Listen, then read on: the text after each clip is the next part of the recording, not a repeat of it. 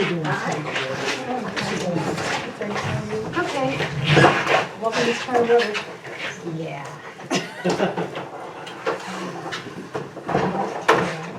Hey, how are we doing tonight?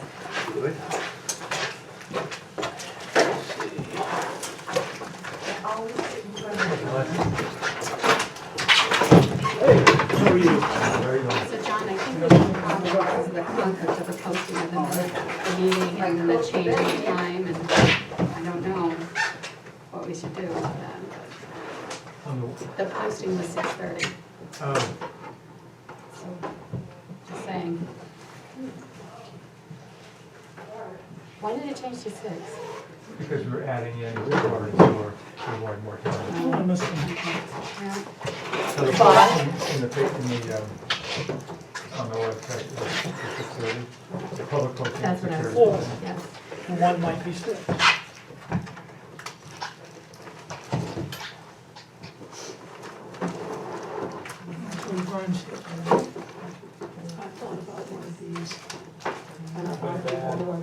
I got the wheels too well installed. Well, you can do your choice and you can take the heat if someone complains. I know if the select board did it, we would be raked over the coals, so I'm just telling you, that's kind of what it is. There's a whole candy thing Well, that it's starts at recorded, Halloween. and then I guess if somebody comes in and just 6:30, It was we not a can say decision what- made outside of the meeting, it was a decision Yeah. made in the meeting. yeah. So it was an oversight, not done. So, I think that's the way to go. I think there would be more harm done if we, if we wasted everybody's time for 30 minutes.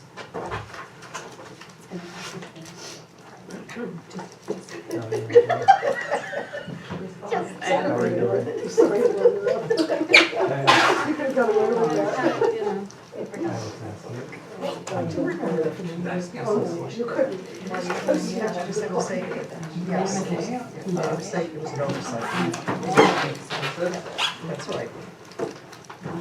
Someone has to present the budget if they call it.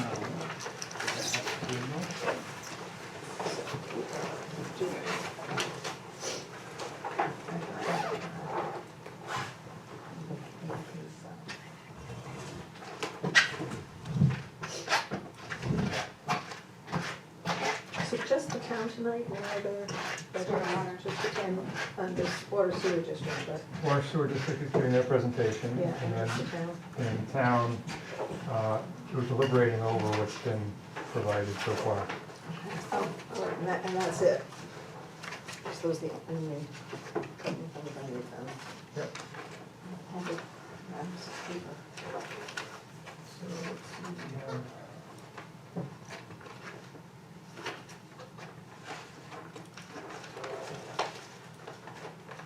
Suzanne is here. So we'll call in for 1 more minute. It was 5:59. Shit.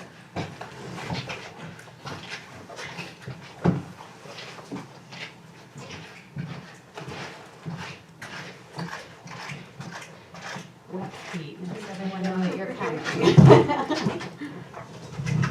You know, sneaking around here. No sneaking around. That was a good article on volunteer fire. Yeah, Puts everything in perspective. if it's the right perspective, I don't know, but, I don't know either, but it was helpful. yeah.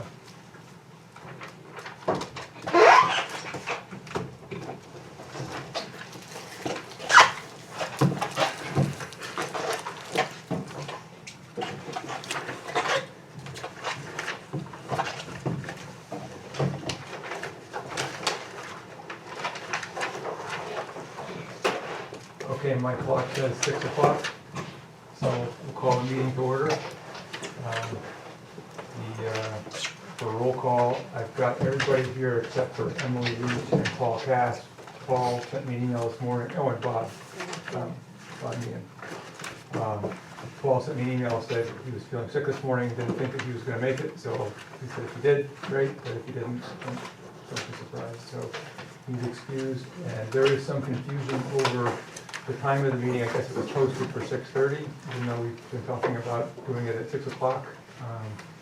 So I don't know if that's why Emily's not here.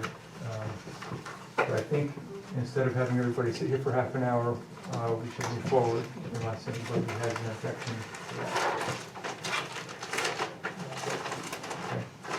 Okay. I also have to apologize. I thought I forwarded the minutes around to the group, but I fear that I did not. So we won't be approving the minutes tonight since I didn't circulate them. We'll do that. In case anybody, sorry to interrupt, in case anybody wanted to see them. And here's copies of the minutes if anybody would like to see them now.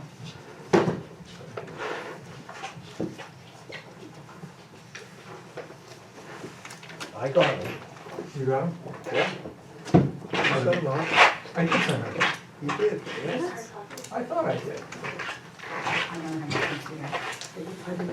I ain't get them. Yeah, I don't remember seeing it. What time did you send them out? Yeah. I just got them by Sunday, I think, when. Yeah, it's on Sunday evening. Is that around? Notice that the meeting was at No. 6. At 5:24, maybe you sent them? Today? No, I didn't send them today. I Okay. sent them around when, I thought I sent them on Sunday, but, that, No, I'm sorry. oh, you didn't get It them? was the Okay. agenda. So, That was the agenda. Yeah. all right. Sorry for the confusion. So we will review the minutes with these minutes at the next meeting. With that, the next item is a presentation for the 2020 budget for the Rollinsford Water and Sewer Department. And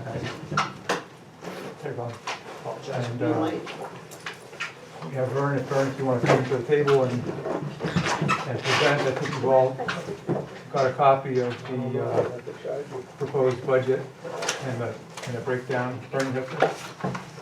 You need a motion that you speak. I'll make a motion. I don't think we need that, I don't need it? We've not had that for any other department. I think you can come and speak. That's what you're here for. You good? All right. We just need to make it clear out 10 minutes that everyone is associated can speak. I mean, it's just ridiculous. Yeah. We do this every single time. What I sent out before,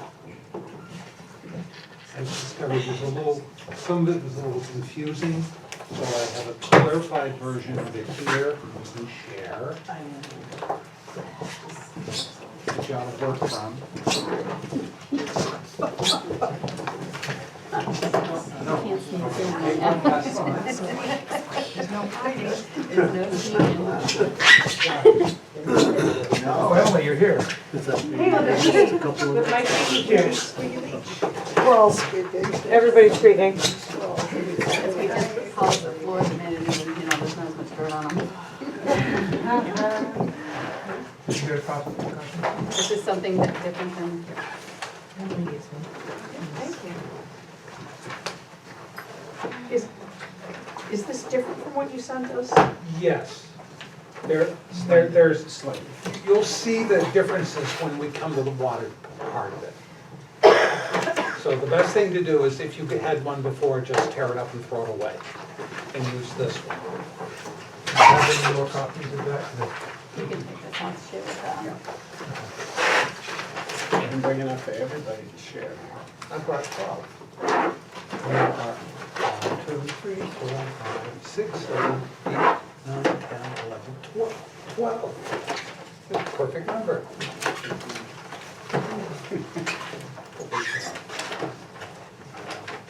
Shall I begin? Sure, do you want to start with sewer first or water first? We'll start with wastewater first. And what I did is I separated out what are called operational expenses from personnel from proposed warrant articles. So you see it in 3 sections, okay?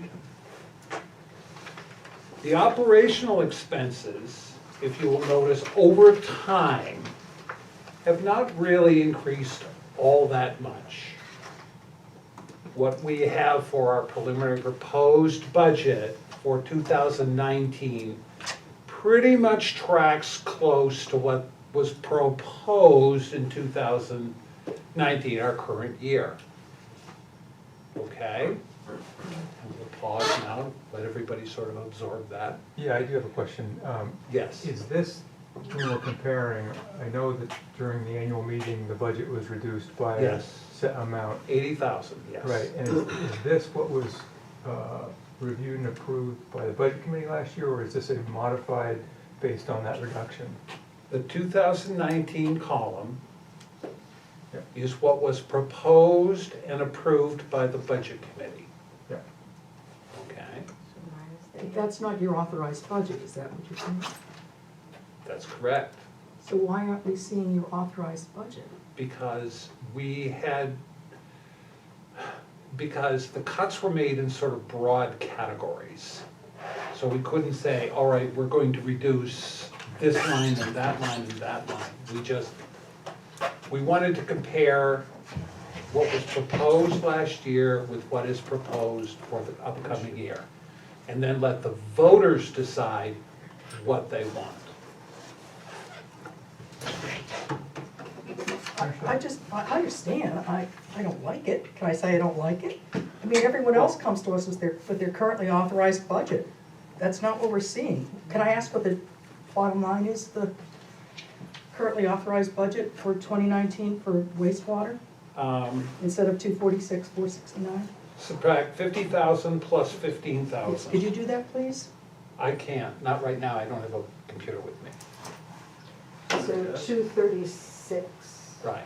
So less another it'll be 15,000? 246, 469, less 65,000. It's 247, 469. Huh? It can't be, it's, 219 says, it shows 247, 469. Where are you looking? Are we in Oh, sewer The or bottom, water? yeah, 37, I was looking at the operational cost. So it's 376, 841 minus 65,000. I'm working from memory here, which isn't as great as it used to be. So we're looking at what? 311? Yeah, in the 84. 311, sounds right. 841. Oh, wow. 65,000. And the reason that that's significant is because that is an increase, which you're proposing, and I'm not Yep. saying it's wrong, or I'm not making any judgments on it, but it is an increase over your currently authorized budget, and Yes. not pretty much even, which is what you said. Yes. Thank you.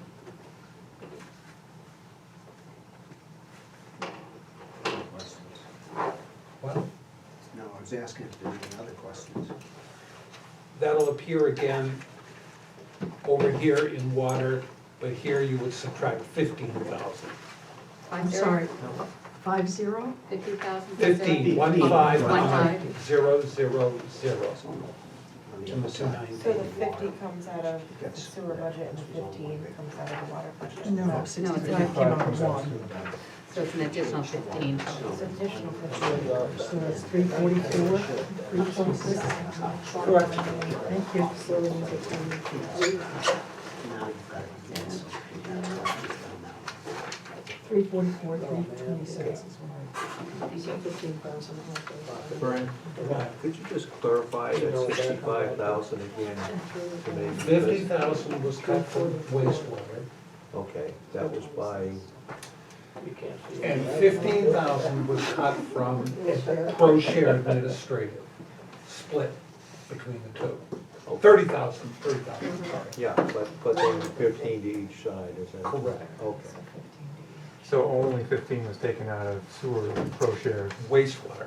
Oh, that's, okay, sorry. It's for sewer at the top of the page. It's 50 plus 15 is 65. And then on the water side, it was 15. And that was coming out of the pro share piece. Yes, essentially. Right, okay. And I understand, because when the budget was authorized in March, it was a just lump, take out $80,000 total, or whatever it was. And it wasn't take out from these line items, and so that's why we don't really have a comparison, an updated, is that right? Comparison by line. line You by can only line. take from the bottom line. Right. That's fine. And there are three categories in the water sewer district, because it's very simple. It's administrative, wastewater, and water. 50,000 was taken from wastewater. Nothing was taken from water, per se, operational cost. And 30,000 was taken out of the administration portion. Okay? Understand. Thanks. Is there any presentation that you'd like to give on the line, line by line, or would you like just to open it up for They, questions? if you look at them, they pretty much track, except capital improvements for the plant, for the collection system, they're looking at doing some upgrades.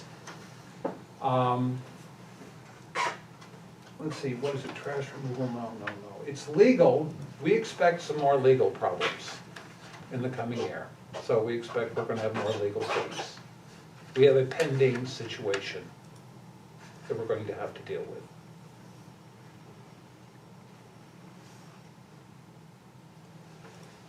The 25,000 for other is, we're gonna do a lot more engineering and a lot less fly by the seat of our pants. We're going to insist that any major increase, other than warrant articles, be engineered first and then built, not built and then engineered, as we are currently having it happen.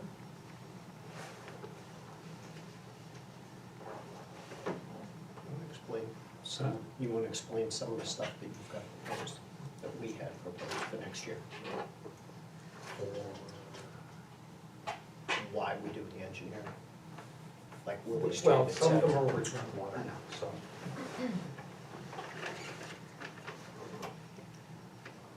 So in the other professional services, the $25,000 is compared to $300 set aside last year is for engineering by Wright Pierce. And I noticed that you also have, or maybe this, so this is just sewer, I'm sorry, or wastewater. I noticed in your capital improvements, there was an engineering line there too. But is that just for water system? The capital improvement plan is just a set aside for future, rather than constantly after pulling it out of current budget or borrowing, we want to start setting money aside, like the town does, like the school does. Right, I guess what was confusing is you have Willie Street, Porter Wells, General John Sullivan. Now, wait a minute, you're in the water now. Right, that's what I was Just saying. Stay I with, think that's we've got to water. stay with wastewater, please. We'll flip over the page in a minute. Yes, I think hiring engineering studies or contracting for engineering studies is a really, really good thing, and I commend them. before it's built, Exactly. yes, Vern, I have a question about the rates down below. yes. What are we looking at? Is that? If you take that total budget, let's stick with wastewater. You Okay. take that total budget, 402,077, and you divide it into the number of units that we bill currently. The average wastewater fee per quarter would be $217 and some change. Is that an increase or decrease? over Massive increase. Can you tell me what it has been? It's been $145 per quarter. Thank you. This goes along with what DES wanted Yeah, to begin with. DES made that very clear. abundantly clear. They want us to increase our rates and do a lot more Upgrades. upgrades. So you're taking the total usage in the district and you're dividing by the amount of people, is that what you just said? No, Say it the again, total please. budget, the total proposed budget, Yeah, dividing it to the number of units that we bill, okay. which is 463 for wastewater, Okay, gives you $217.10 per quarter, per unit. Now, some will be lower than that, and some will be much higher than that. because you're going by usage then? No, we're not going by, that's proposed. This is based on our current rate structure of billing, based on the $15,000, 15,000 gallons per quarter minimum charge. Yeah. Well, some people use way more than that. Right, right. So, and some use way less, so would you charge the ones that are less? A lesser fee? Again, you have to go through 463 households to recalculate it if you did it based on a consumption basis. Oh, you don't do a consumption basis now? No? You do it by the No. total budget? Well, sort of, but it's really, if you use 6,000 gallons, you pay for 15,000 gallons Correct. of water. But if I use 18,000 gallons, then I pay for 18,000 gallons of water. Yes, you pay if it were water. it Well, I would know, be- but I don't have sewer, so that's why I said, but- okay. You would be charged for 3,000 gallons at $6.16 more. Yeah, Well, that's sort of a consumption basis, but it starts at a very high level. so sewer is calculated similar to like water does, It based is on your. based on water. It's based on water, okay. Yeah. So it's, how do you have two different meters? No. How do you know The the difference? assumption is that if I use 15,000 gallons, it all goes down to the wastewater plant. Okay, That's the assumption. okay, Now, some people use massive amounts of water, and I suspect it's because they're irrigating their gardens and their lawns and filling their swimming pools. And we've got to start talking to people about, you need a separate meter for that. okay. Because otherwise, we're assuming all that stuff is coming down to the wastewater plant, Okay, and we have to charge you for it. So there's excuse me, just to Okay, clarify in my it's okay. mind, there's like a 15,000 gallon that everybody's paying for from the start, and then if somebody is using more than 15,000, then they pay some $6.16 per 1,000 gallons thereafter, thereafter. Right. unless they're a commercial. And then they'd pay $6.16, starting at zero. Gotcha. Charlie, do you have a question? Charlie? I was just saying, you arbitrarily picked the 15,000 to just make it work. Not me. Well, I mean, Years and years. yeah. Decades. It got picked because some people use more for gardens or whatever, some people don't. Or you just needed that number to make it work. I have no idea how they came to that number. I've been talking to Ken Shorey, and he said, back then it made no difference because you pay $10 per quarter for your water. I remember when it was $18 per quarter. Yeah. I thought that was outrageous. But, Are there other? I have a Angela? question. I don't see, I may be missing something here, but I don't see anything budgeted for maintenance and repairs. How is that? yes, On the water, we're still on wastewater. yeah, Page one. You gotta stay on page one. I will wait on that question.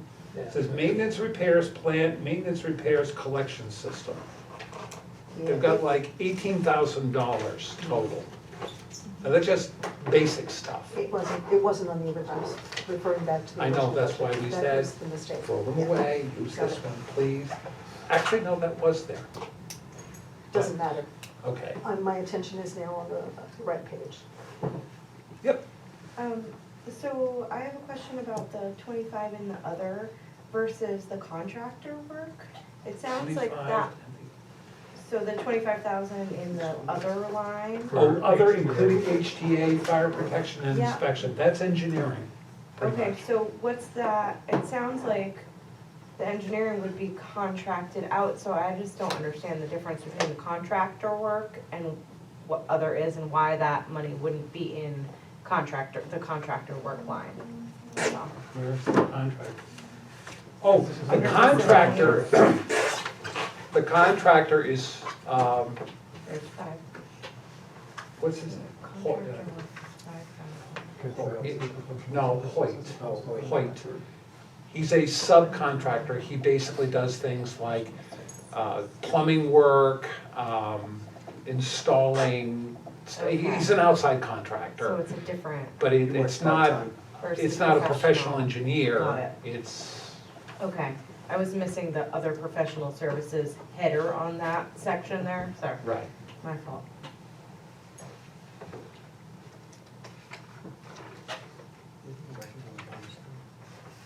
I guess so. Are you Yeah. anticipating coming in within budget, the budget Yes. that the meeting? This year, Yeah, the budget Yes. that the meeting approved on. Thank you. we instituted some very strict control systems, which had better be observed.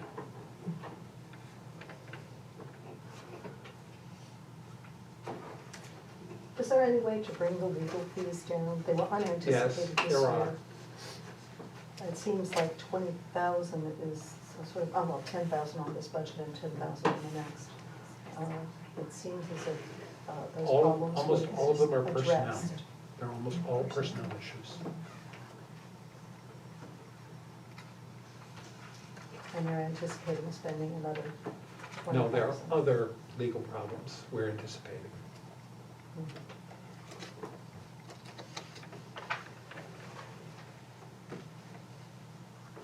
You see, the problem in life is, anybody can sue you. They may not prevail, but you still have to defend yourself.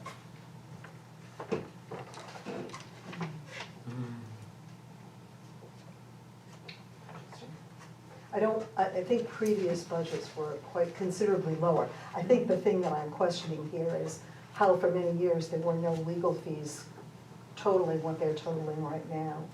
So the curious thing about lawsuits and that they hadn't previously been a problem is what I'm looking at and asking about. Is there some way to avoid that particular expense in this budget?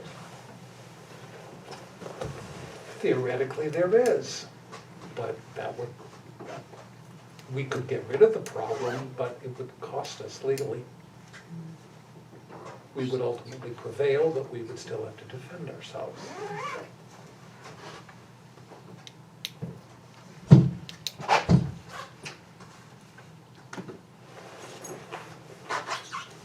Can we move over to water now?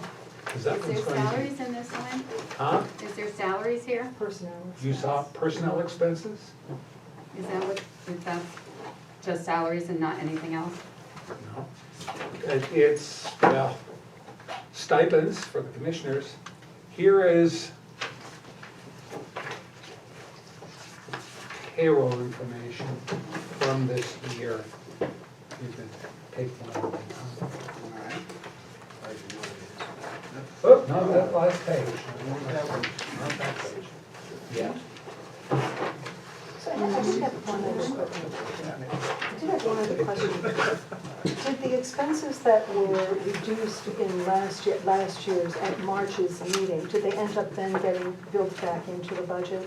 The 80,000 that was taken out of it, did that end up then this year getting built back into this operating budget?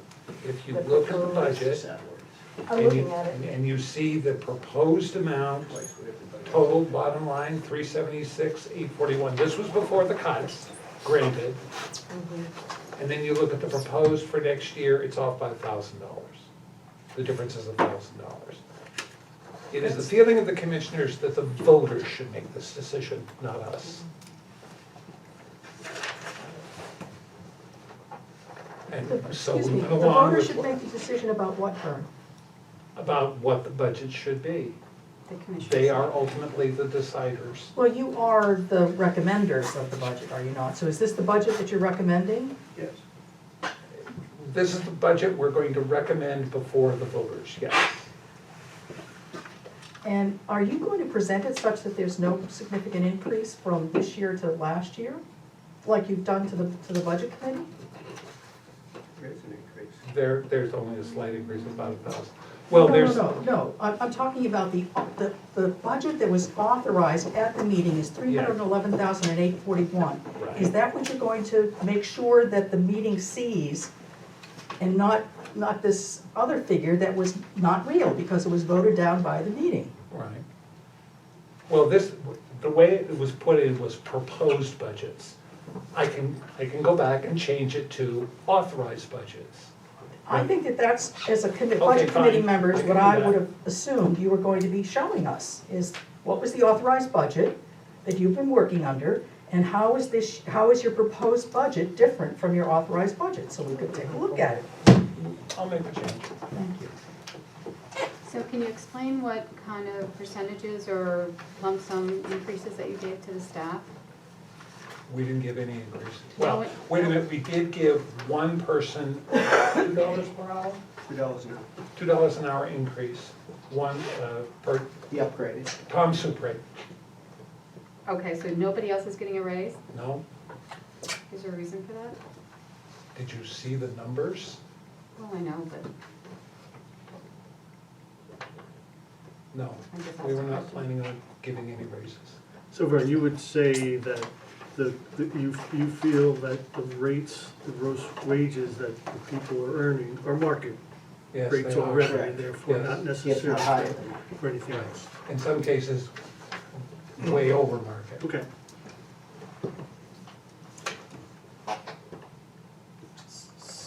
So how do you, I'm sorry. The total personnel expenses of 276,000 and some change, is that correct? So how do you separate them, because that's, If you look on your sheet, the top part is operational staff, those are operators. which sheet am I looking at? Just The single sheet that you got. Okay. for positions. You see operator, She's got it. superintendent, and so forth. And then there's a break, and then you have the clerk, and the treasurer, and then the stipend for the commissioners. And then the social security taxes that are related to them, Right. other benefits. Oh, is it split up with 2 pages? Yes, well, how do you make the split from one, is it exactly half and half? Yes, Thank you. that's the way it's done.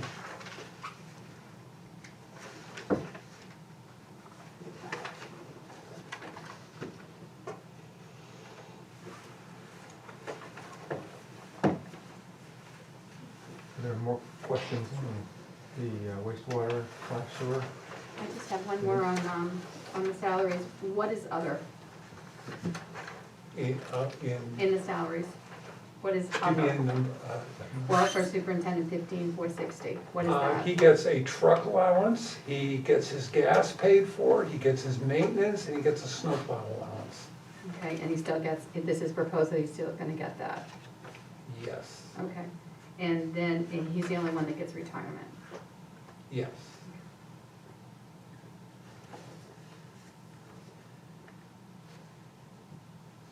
Does that mean he's the only full-time employee? No, No.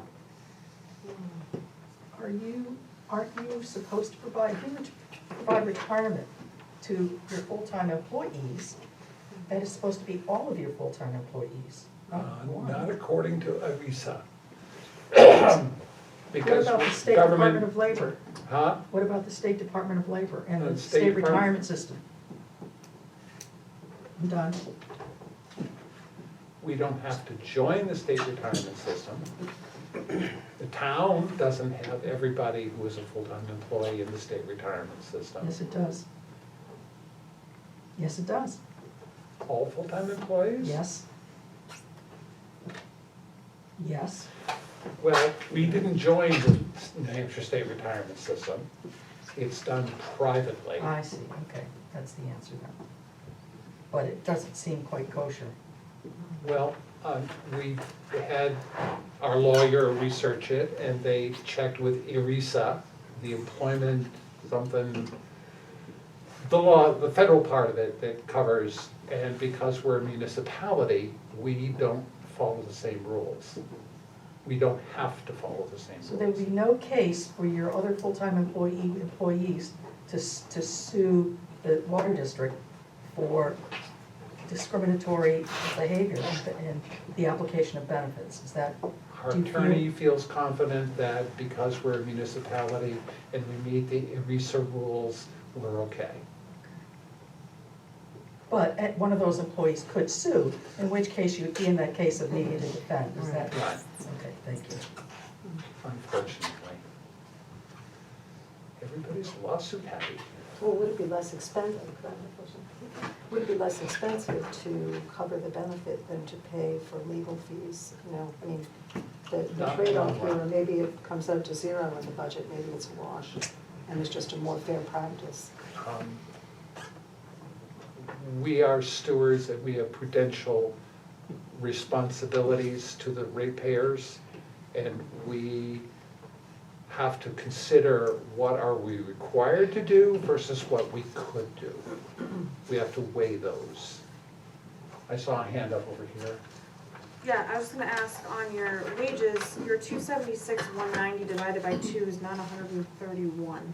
That's 138, so. There are other items that are part of this, that are part of wages, that are actually in the administrative costs. Like the other extra benefits for the superintendent are not included in the wage base, which is a mistake, actually. They should be part of the wages. It's just kind of misleading. Yeah. Well, yeah, but we still wanted to compare apples to apples from year to year, and so. Okay. Suzanne?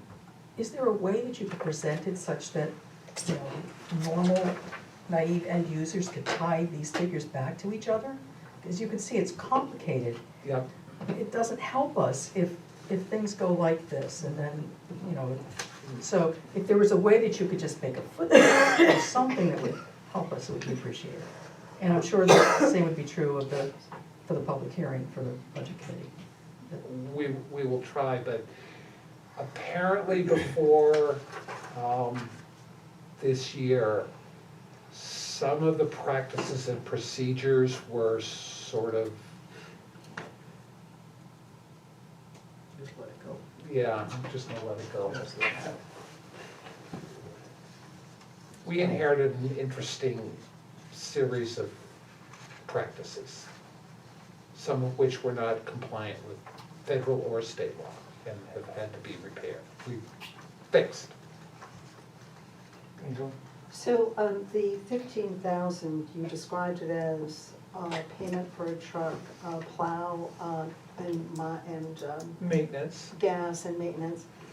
Would it be helpful for the district to purchase a truck so that the employee or employees are not having to use their own vehicles to do things like plowing and that sort of thing? Yes. Or, you know, I mean, it's a trade-off, it's an expense. Is it reasonable to expect that those are reasonable fees for paying somebody to use their personal vehicle because the district doesn't have one? I'm trying to understand where the concern about that 15,000, if that wasn't there because someone was using their truck, would it mean that the district would have to provide one? That's a better way to ask the question. Historically, what the district did was they paid mileage. And I'll stop right there, because now I'm getting close to where our legal beagle says, shut up. I can hear him in the back of my head.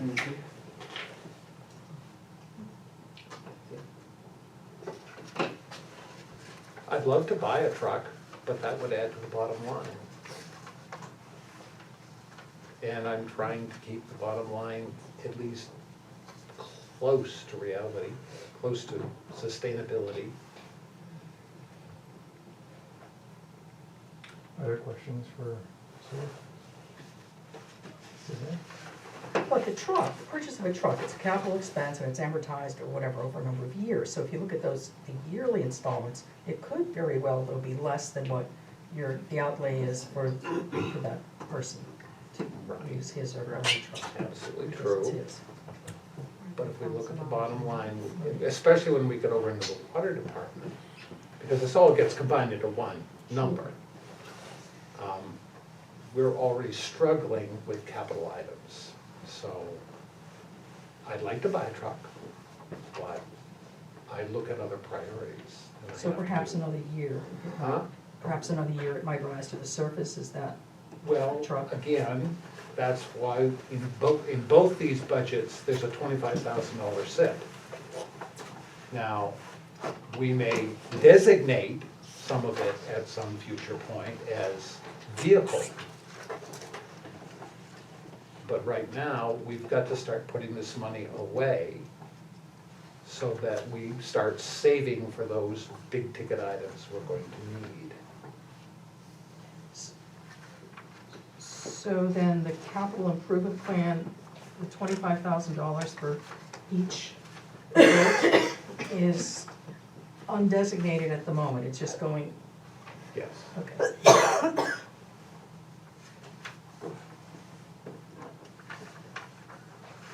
Are there restrictions on what the capital improvement plan can be used for? Something like that? Capital items. Yeah. You know, it's, Just making sure.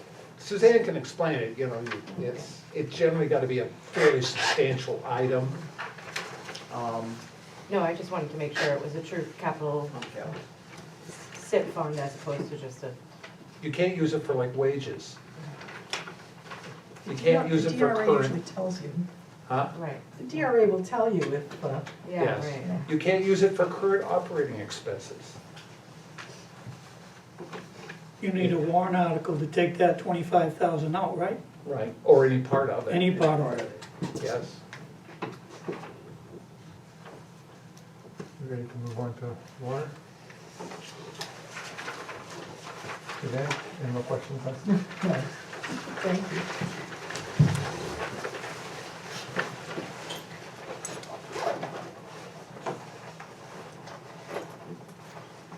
Again, you know, roll back, 15,000 of this has to come from the proposed part to the authorized, to make it the authorized number. But as you can see, the operational expense actually is pretty close to the same, except the big ticket item is arsenic treatment. Did I get that on the correct line? Okay. One day, the media that is used at Porter Wells is going to no longer take out arsenic, or won't take it out efficiently, and will have to be replaced. And it's basically like changing the filtration medium in your home swimming pool. You have to replace it. It stops filtering. And so the superintendent recommended that we put 15,000 in there just in case, because it's a big slug item. And if you look down through the rest of it, you see Wright Pearson Engineering. This is, again, engineering. There are certain things that we would like to investigate, including water chemistry. We'd like to go back and revisit that. Because if we're getting tuberculation building up in the pipes, and it's because of water chemistry changes, we want to take another look at that. At least. Legal, 10,000. The rest of it pretty much tracks to prior years.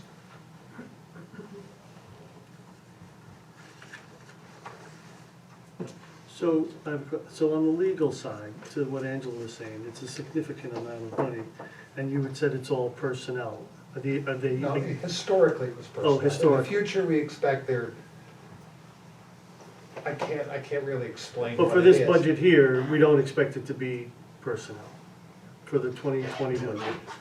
It could be. It could be, but that's not, it's just, so you're just setting it aside. Well, not really. We're anticipating one legal problem that will probably carry into the next year. Okay, It could be significant, it might just turn out to be a nothing. okay.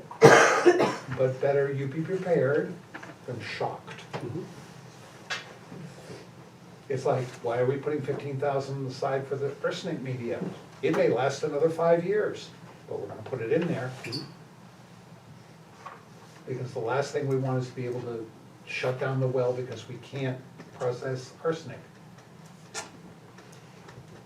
So, I have a question about, on this page, on the water page, maintenance and repairs, doesn't have anything, you've got maintenance and repairs in a couple of different ways in here, okay, so it's Yeah. about 2/3 of the way down, under lab supply and equipment, lab services. So this year, year-to-date spent 8,174, but nothing's budgeted for next year, is that Lab correct? supplies and equipment, they spent 3564, they were budgeted for 12. Maintenance and repairs, I'm sorry, it's Oh. under lab supply and We equipment. have to do some cleaning up of this form because maintenance and repairs appears several times. That's what I thought, so where And so it's up at the top. if it's up at the top, we don't As rebudget it down 500 below. or whatever. But I guess what I'm asking is there an adequate amount budgeted for maintenance and repairs? It came in the last couple of years, so far this year, 8,000, last year, just under 20,000. But I don't see that amount dedicated to maintenance and repairs in the water budget. I just don't see it in there. Well, they planned on or proposed 30,000 last year.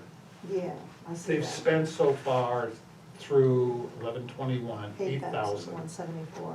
But then, if you go up above, you've got maintenance and repairs treatment, 5,000, and arsenic treatment, 15,000, so that's 20,000. Oh, that's 5,000, huh? Yeah, Okay. And formatting problem. The lines are not quite lining up. I know. Okay. It looks like, okay, arsenic looks like treatment a is. dollar Hmm? on mine. Arsenic is a dollar. Arsenic treatment is 15,000? No, it's $1. And then It maintenance, is. repairs, distribution, 5,000. Right. And then maintenance, repairs, treatment, 2,000, so 7,000, I see. You've budgeted 7,000. Right. It's just a Arsenic is a dollar. Really look at- It's not, Well, it is a dollar. it's just like that. No, it is a I dollar. think the lines are kind It's on the of new- screwed. Right, that line is. It's supposed to be, it's supposed to be 15. Maintenance and repairs distribution is 15. No, maintenance and repairs distribute, there are definitional problems, and we've inherited them. And that is, for example, maintenance and repairs is supposed to be repairs and maintenance of existing equipment or processes. Nothing gets replaced, you just upgrade it. Capital improvement means you take something out and you put something new in its place, like a valve. And it's always been a problem trying to get the definitional thing clarified. You know, if you have a valve and you reseat it and you put new seals in, that's maintenance and repair. If you take the valve out and you replace it, that's a capital improvement.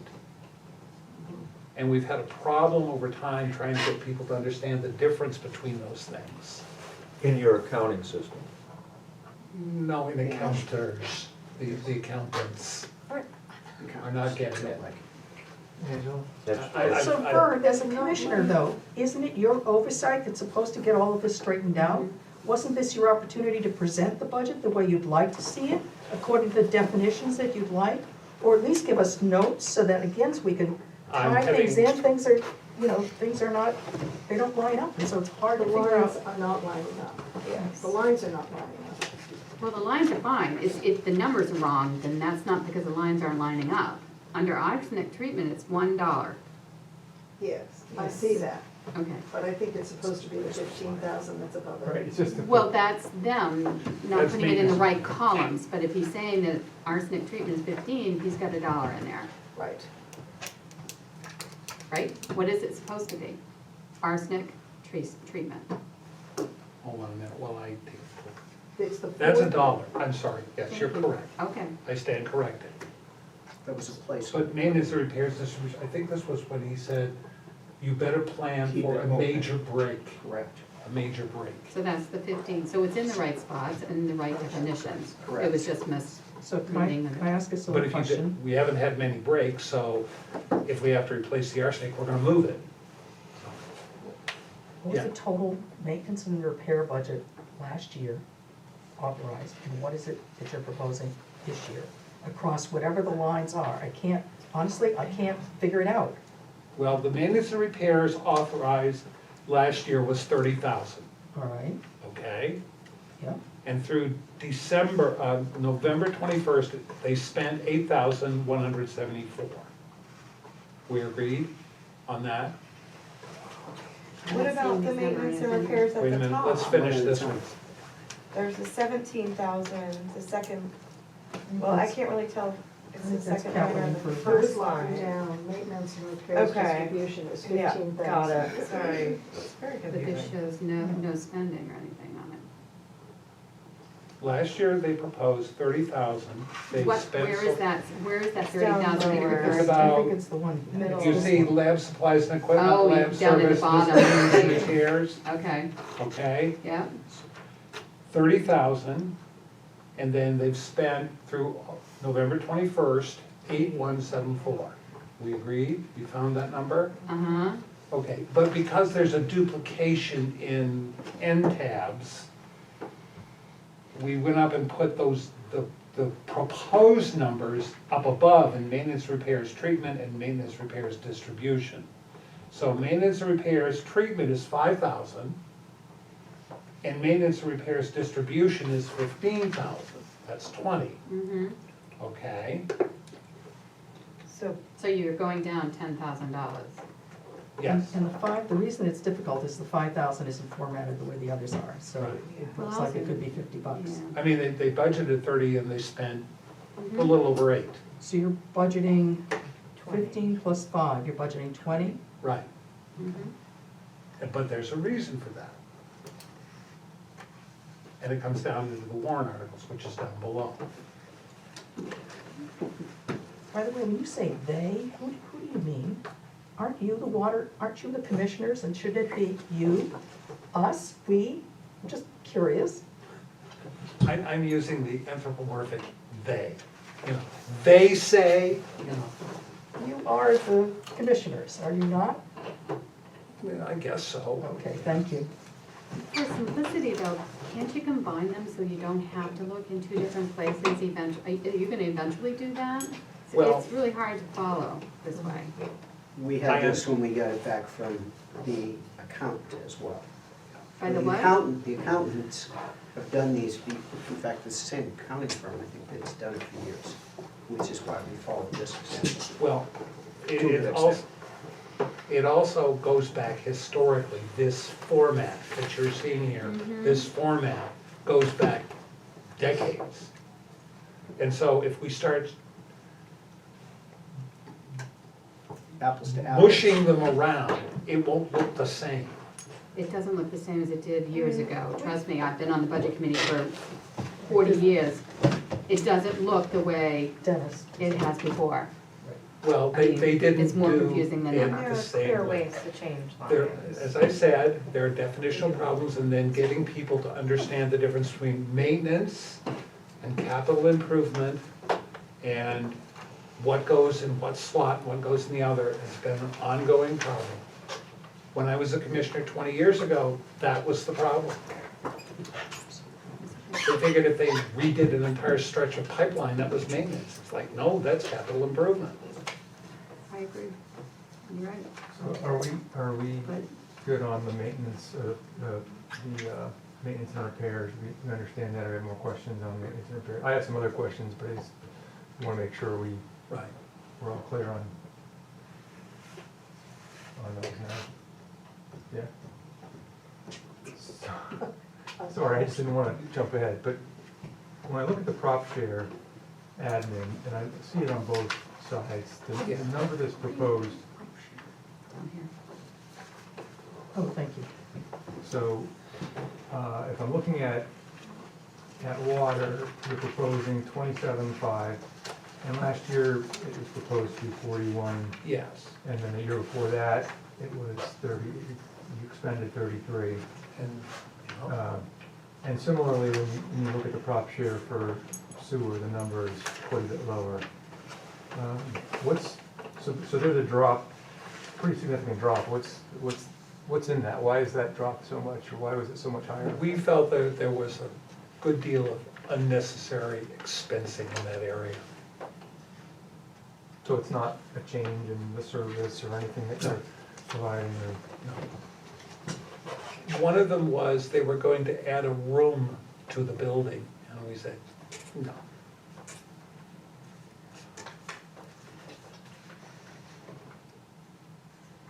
Like an office or something?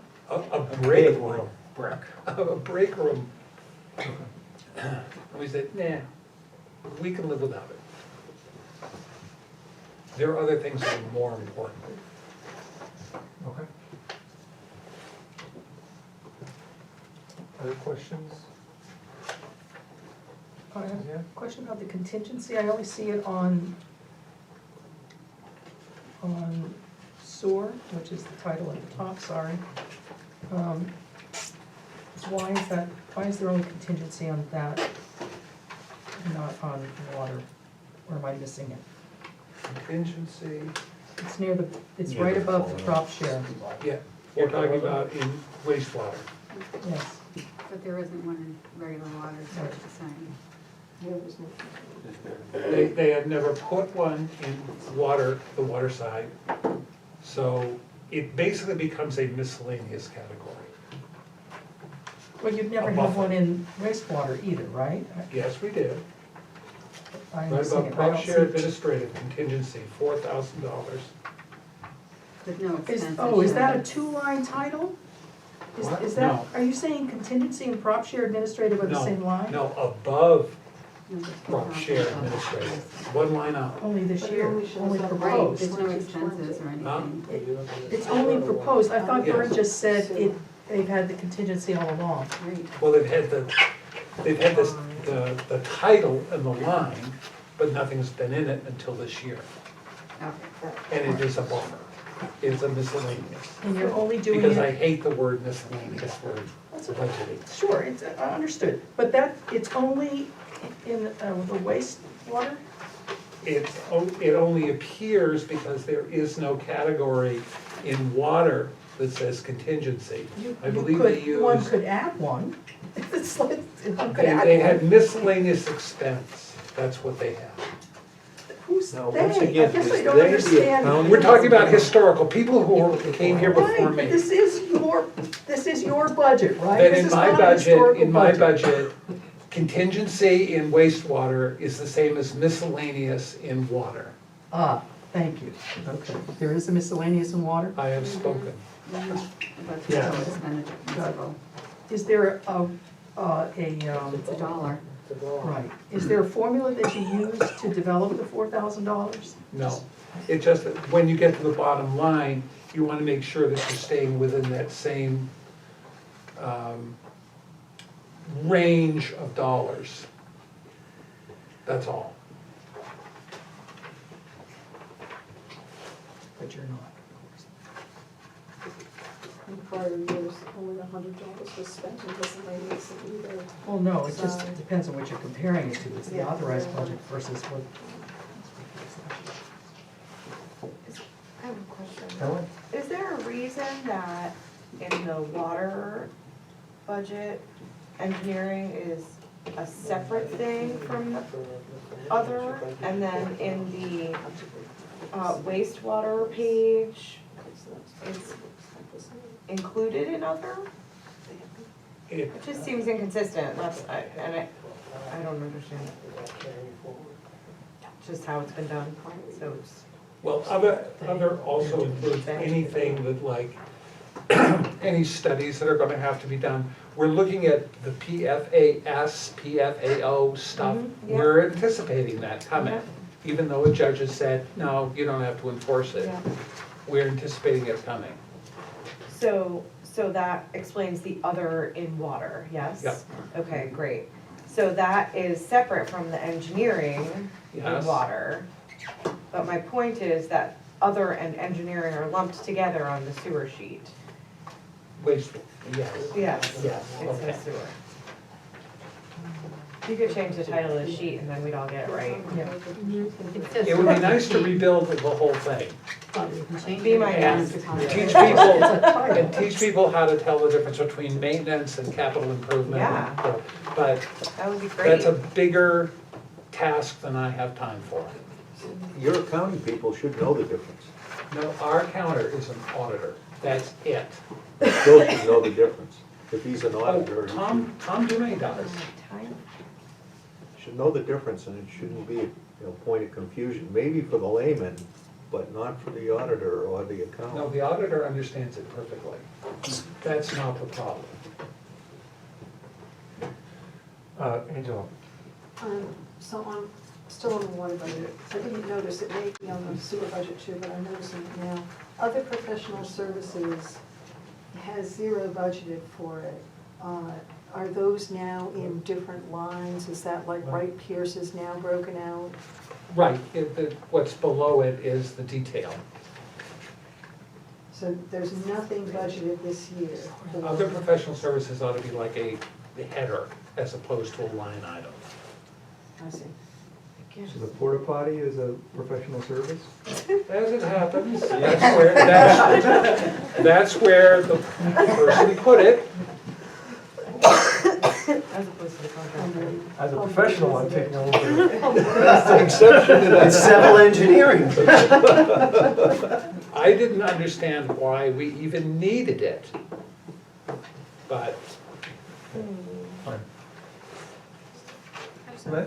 Kind of just a high level question. So the approved budget was 80,000 less than what you have for the authorized budget, right? Total So budget. the total.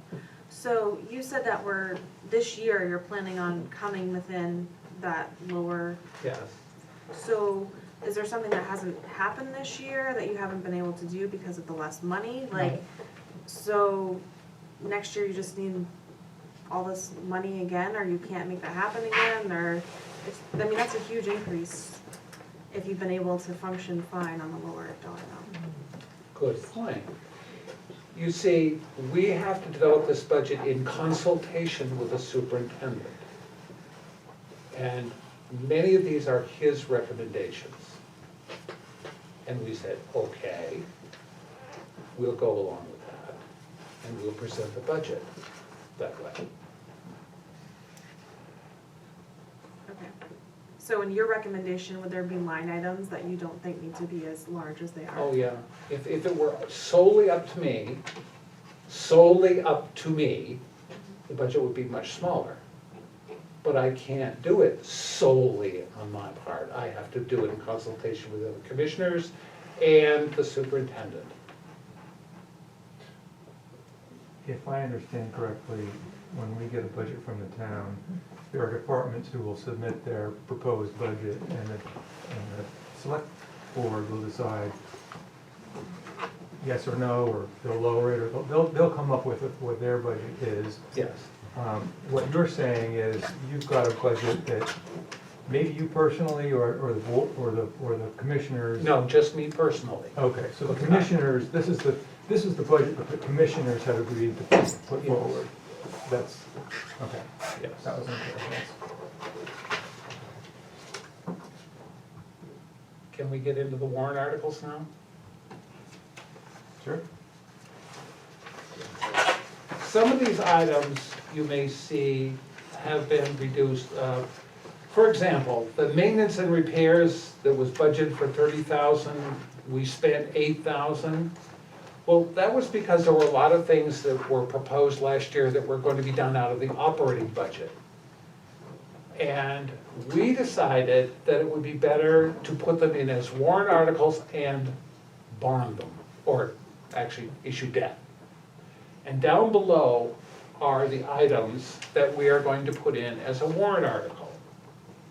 Now, we're gonna do a combined one, Willie Street, Porter Wells, General John Sullivan, which was a warrant article last year, those two, 30,000, 17,000, but we didn't get to it this year.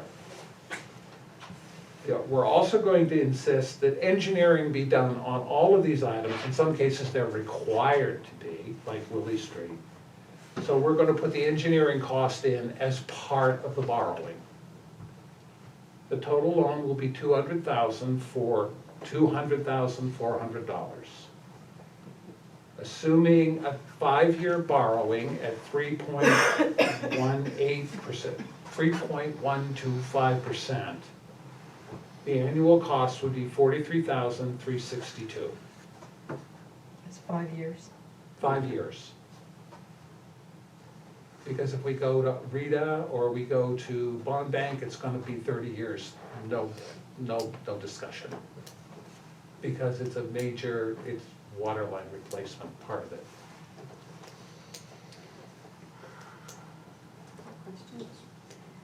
You said that The 30,000 and the 17,000, one Porterwell and General John was done last year They were warrant articles that were authorized, to do, but you hadn't done the job. haven't done.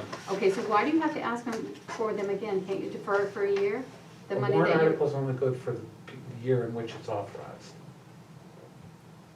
There's no such thing as a warrant article that's forever, except for borrowings. They all I thought lapse there in it's was. one year. authorization to spend when you get an approved warrant article. So if you, like for instance, and Caroline can correct me if I'm wrong, but because we got authorized to do the boiler here and decided to wait a year because we thought we had more time for it. And we're deferring that money in case something goes wrong for next year. But it's in the SIP. The boiler's in the Is SIP. that different? I know. Yeah, big deal. Is that different, Yeah. Caroline? I don't believe that that is why the authorization persists. I think that I think you can do that with any warrant article, there may be something different about village districts.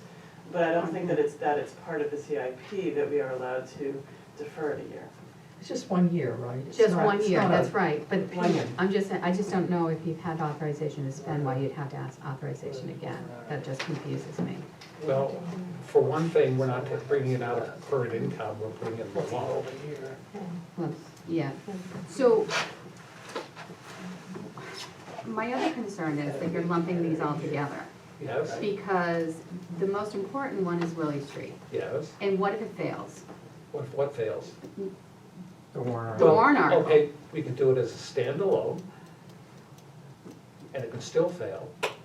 Well, that's true, but when you're talking about 200 versus 120, I just think when you're lumping all of those together, it is a bigger dollar amount, which potentially could fail, where we know we have to do Willie Street next year. Okay. So why wouldn't you do it separate? Well, for one thing, if you do a warrant article for this year and you don't borrow, you have to pay for it this year. In 1 year, right? Authorizations lapse at the end of the fiscal year. Mhm. If you do it as a loan, you do it over 5 years, you capitalize it. I know, but why are you making it a loan? That's what I'm also confused by. Why aren't you paying it upfront? Cost factor per It month. increases the cost of the project by taking a loan. Not much, it's like $11,000 over a 5-year period, Mm-hmm. which is actually pretty cheap when you think of the present value of the dollar. So that's why you're doing it? Well, if you put the $40,000, those two, $47,000 in two projects, in the current year, that raises the current year's rate. Mm-hmm. So if you think raising rates 60% is painful now, add another, $47,000 to that? But bonding it, you have to have a certain percentage, is that correct? To You have pass, yes, to pass. 2/3. So it's risky, again, Yes, yes it is. that you wouldn't get Willie Street. I'm just saying, I personally think this would be easier for people to accept, because Willie Street is obvious. mm-hmm, But not to everybody. right? Correct. It is to us because we've been on top of the project due to your reports. But for the rest of the township, people who are not involved in the district, Well, it It's looks only like the $200,000. It's only the district It's that only the votes, district that votes for this, not the whole town. just anybody who's has the systems. So when you add in the other two projects, if you're not on Willie Street, Yeah, you're up for that, you're okay because it's a total package, and that was the thought Well- process behind it. let's point out something. You know, you can recommend or not recommend that warrant article.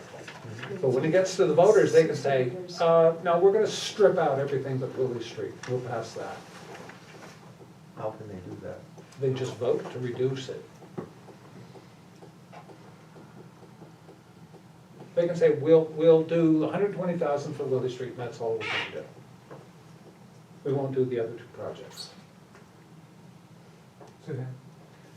They can do At the presentation, somebody would have to propose an Yeah, amendment. at the vote, yes. And took 80,000 out last year. Mhm. Suzanne? I was just gonna say that in truth, I mean, the budget committee can provide an opinion on this, but really the commissioners, it is up to the commissioners to propose the warrant articles as they see Right. fit in the way that they see fit. Right. And, I and so, agree. and so, but again, you know, we can make some, we can provide some opinions if we think we have some particular wisdom. I mean, I don't, but I'm just saying, it's really it's your call. But And the it's up to- voters have the final say. Right, but commissioners can do their homework in trying to lay out all of the relevant data so that a voter can better make an informed decision. As I'm sure you know from experience, sometimes something comes out of the deep left field and does something you never expected, That's true. right? And so that can happen. Angela? So, the cost difference on the Willie Street project's about 14,000 from the letter that you submitted with the original budget. Is that an increase in cost? No, this was a concern expressed that, especially from Clem, that I know you've budgeted this as carefully as you could, but based on experience, we're bound to run into something that's gonna force it up. So the 14,000's more like a contingency that you kind of added into. I thought it was a solid number, but Clem didn't, Okay. As Suzanne said. and I bow to his experience. Suzanne? Bear in mind that if it's a loan, a simple interest loan, and we don't need it, we don't have to take the money. Just the same question I had about the rates, so what is the current water rate that's resulted? For 15,000 gallons, if you don't exceed that, it's $93 That's- per quarter. That's not what I see here, right, so that's Now, not. what you see here is $148 per That's the quarter. proposed. 148. It's a significant increase.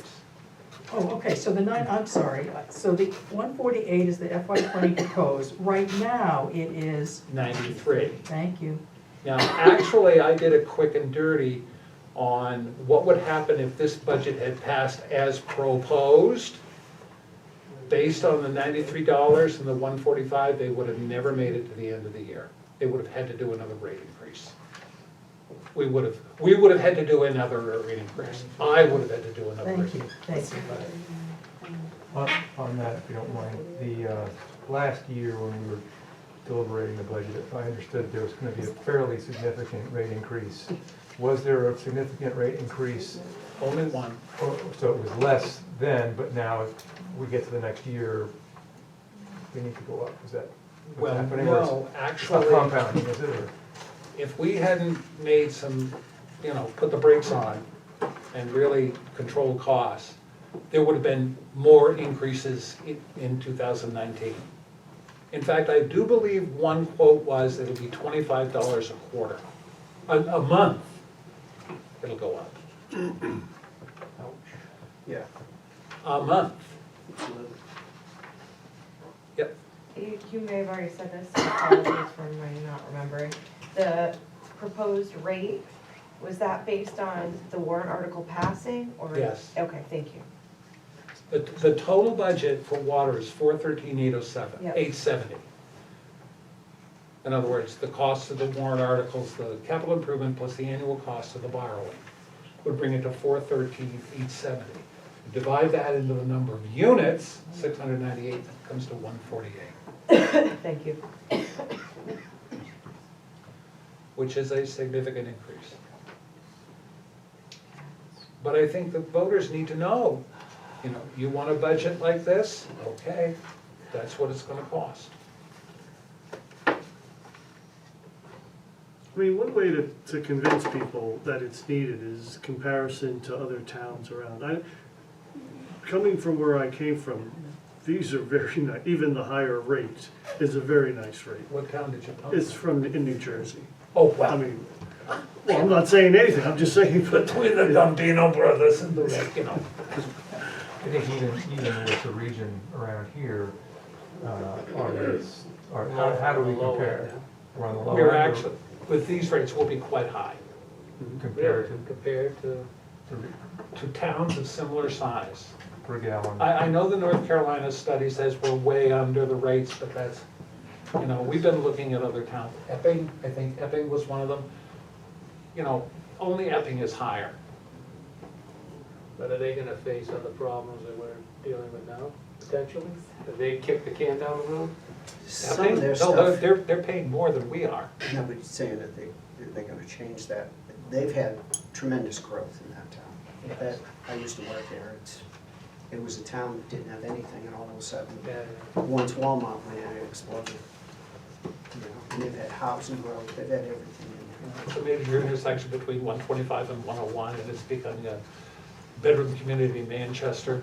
The other, God forbid. the other thing that they've done too, they do the same thing we do, where they don't charge based upon your usage, they charge based upon a flat fee plus. And it's the only place around here, and Epping are the only ones around that do that. So, you know, No incentive to. there's no incentive, plus you're not being charged for what you use. I mean, you had the breakdown on some of these.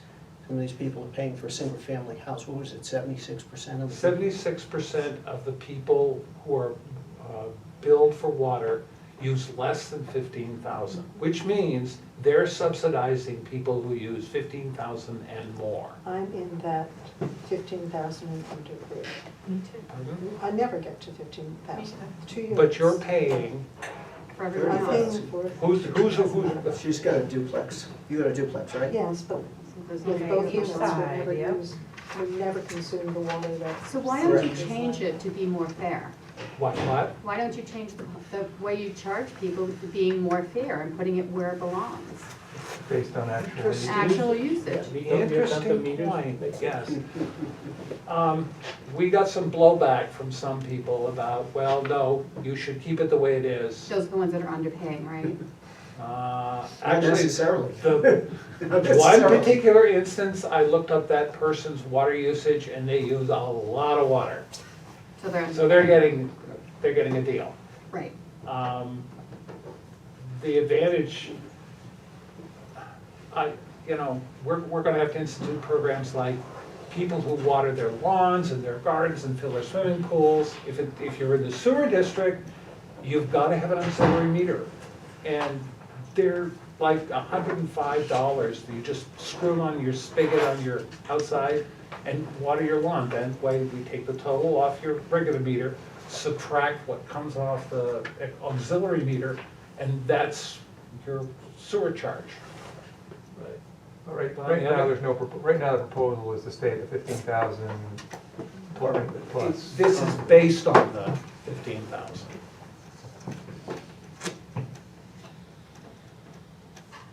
Any other questions on the wastewater and, Couple on Willie Street. Huh? How soon do you expect Willie Street to be done? Only reason is for Emily for the school, because they're planning on putting it on next year's budget. Now, No, their entrance, if, I heard the 40,000 too, Yeah. and I said, huh? If the school, we're gonna try to get the people from Tedbury down here in February to talk about the process and how they do it. The school would be smart to talk to Tedbury about having them put the line in, using their cutter thing. It'll cost considerably less than $40,000 if they do it all at the same time. are you talking about like a trenchless pipe? Yeah, the trenchless, Significantly cheaper. significantly cheaper. With a new meter, I'm thinking around 10,000. And back to Charlie's We do question. like looking for bargains. What? Back to Charlie's question, our fiscal year ends July 1, Yeah, so, or ends June 30th, I guess. if, So if it happens prior to that, then it would have to be in the current budget, not in the proposed budget, was Charlie's point, I Right. believe. But on a $5 million budget, I think you can find 10,000. We'll see. Well, I'm sure you can. What you need is one of these. It's called Oh, accountant's believe pencil. me, we've used that plenty. Well, Any other questions for the district? you sure?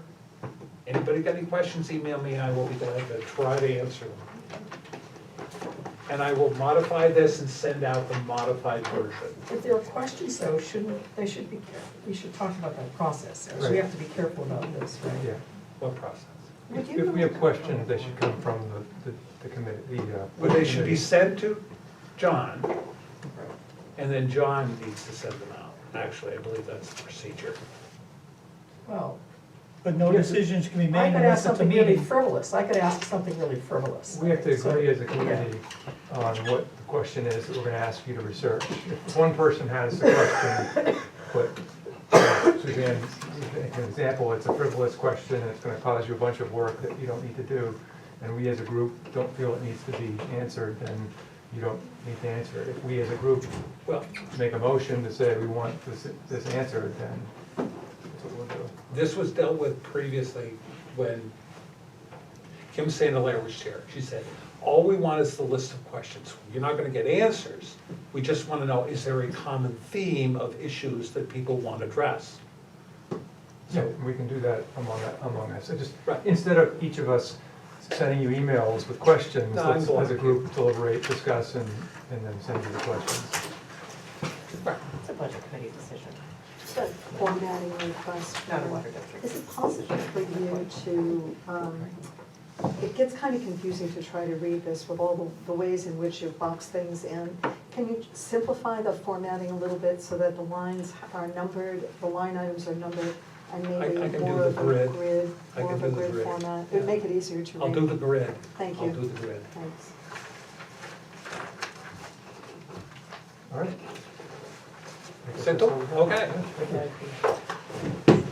I'm done. Goodbye. You finally get back. Yes, you finally get it, well, it's gonna get superseded.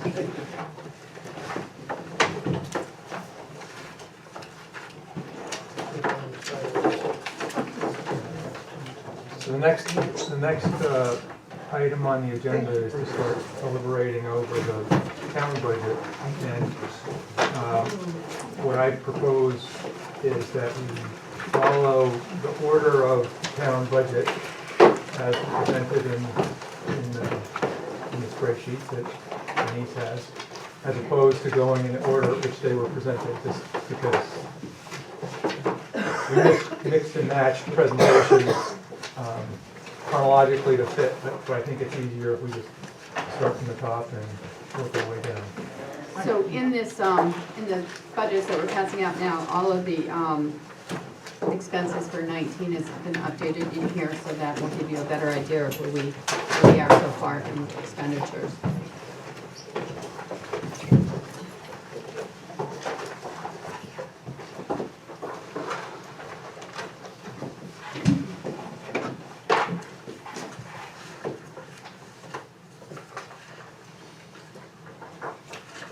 Before we get going, maybe we get a will of the committee. Today, I see this as a sort of fact-finding, discussion, question, identifying questions, not necessarily making motions to say, cut this or add that. Is people in agreement, or do we want to start going through and making sort of edits to what's proposed per line item? Unless you feel strongly about a particular, or the whole committee feels strongly about something, my opinion has been generally we bring forward to the public hearing what has been proposed by the Board of Selectmen and the school and the sewer and Sure. water. And let hear comments from them to know what what they are for and against. That's then my just- opinion, but and then that's how I've afterwards- always operated on when I was doing. And then afterwards, we would go through. Then you would deliberate. Take the, Yep. so we're really in a fact-finding point here. We're just asking questions to resolve any remaining questions from the presentations that were given, essentially. That's kind of, and of course, you gotta vote to bring forward that you will bring this to the public hearing, or the deliberative session, I guess it was called now. But Suzanne might be disagreeing with you. I make equal opportunity to send it. That's okay. So, my understanding, and it was not my understanding from the very, very beginning, but as I've learned through various municipal association budget workshops, is that the budget that's presented at the public hearing is the budget committee's proposed budget, and not the select board. And so, now they should see both. If there's a distinction, then they should see where the budget committee feels the budget should be and where the select board feels the budget should be. And that's my understanding. So we should, how we get there, I don't know whether you do, I'm not a fan of section by section, but that's just me, I'm kind of like a big picture sort of thing. But in any event, I think that what we should be presenting at the public hearing is something that we call the budget committee's proposed budget, and yes, it can have a column that says, and this is what the select board proposed, if it's different, and it may not be different. We're gonna have a column that says budget committee proposed, because this column O is the select board's proposal, so we should be adding a column that says budget committee proposal. Yes. And again, If we're different. If we're different. If we're different, well, you should have it there just to make sure. Yes. Yeah, probably have it. Does it usually have a budget committee column? I believe last year it was just changed to reflect the new proposed budget, which at that time was the budget committee proposed budget. The lines that were different were highlighted with a note to say what the select board amount was, Oh, were okay. different. Previously, it's had two columns, but whatever you want to do. I mean, as long as it's indicated if something's been changed based on what the select board or other departments have proposed and the committee changes it, it needs to have a note that says what was changed and why.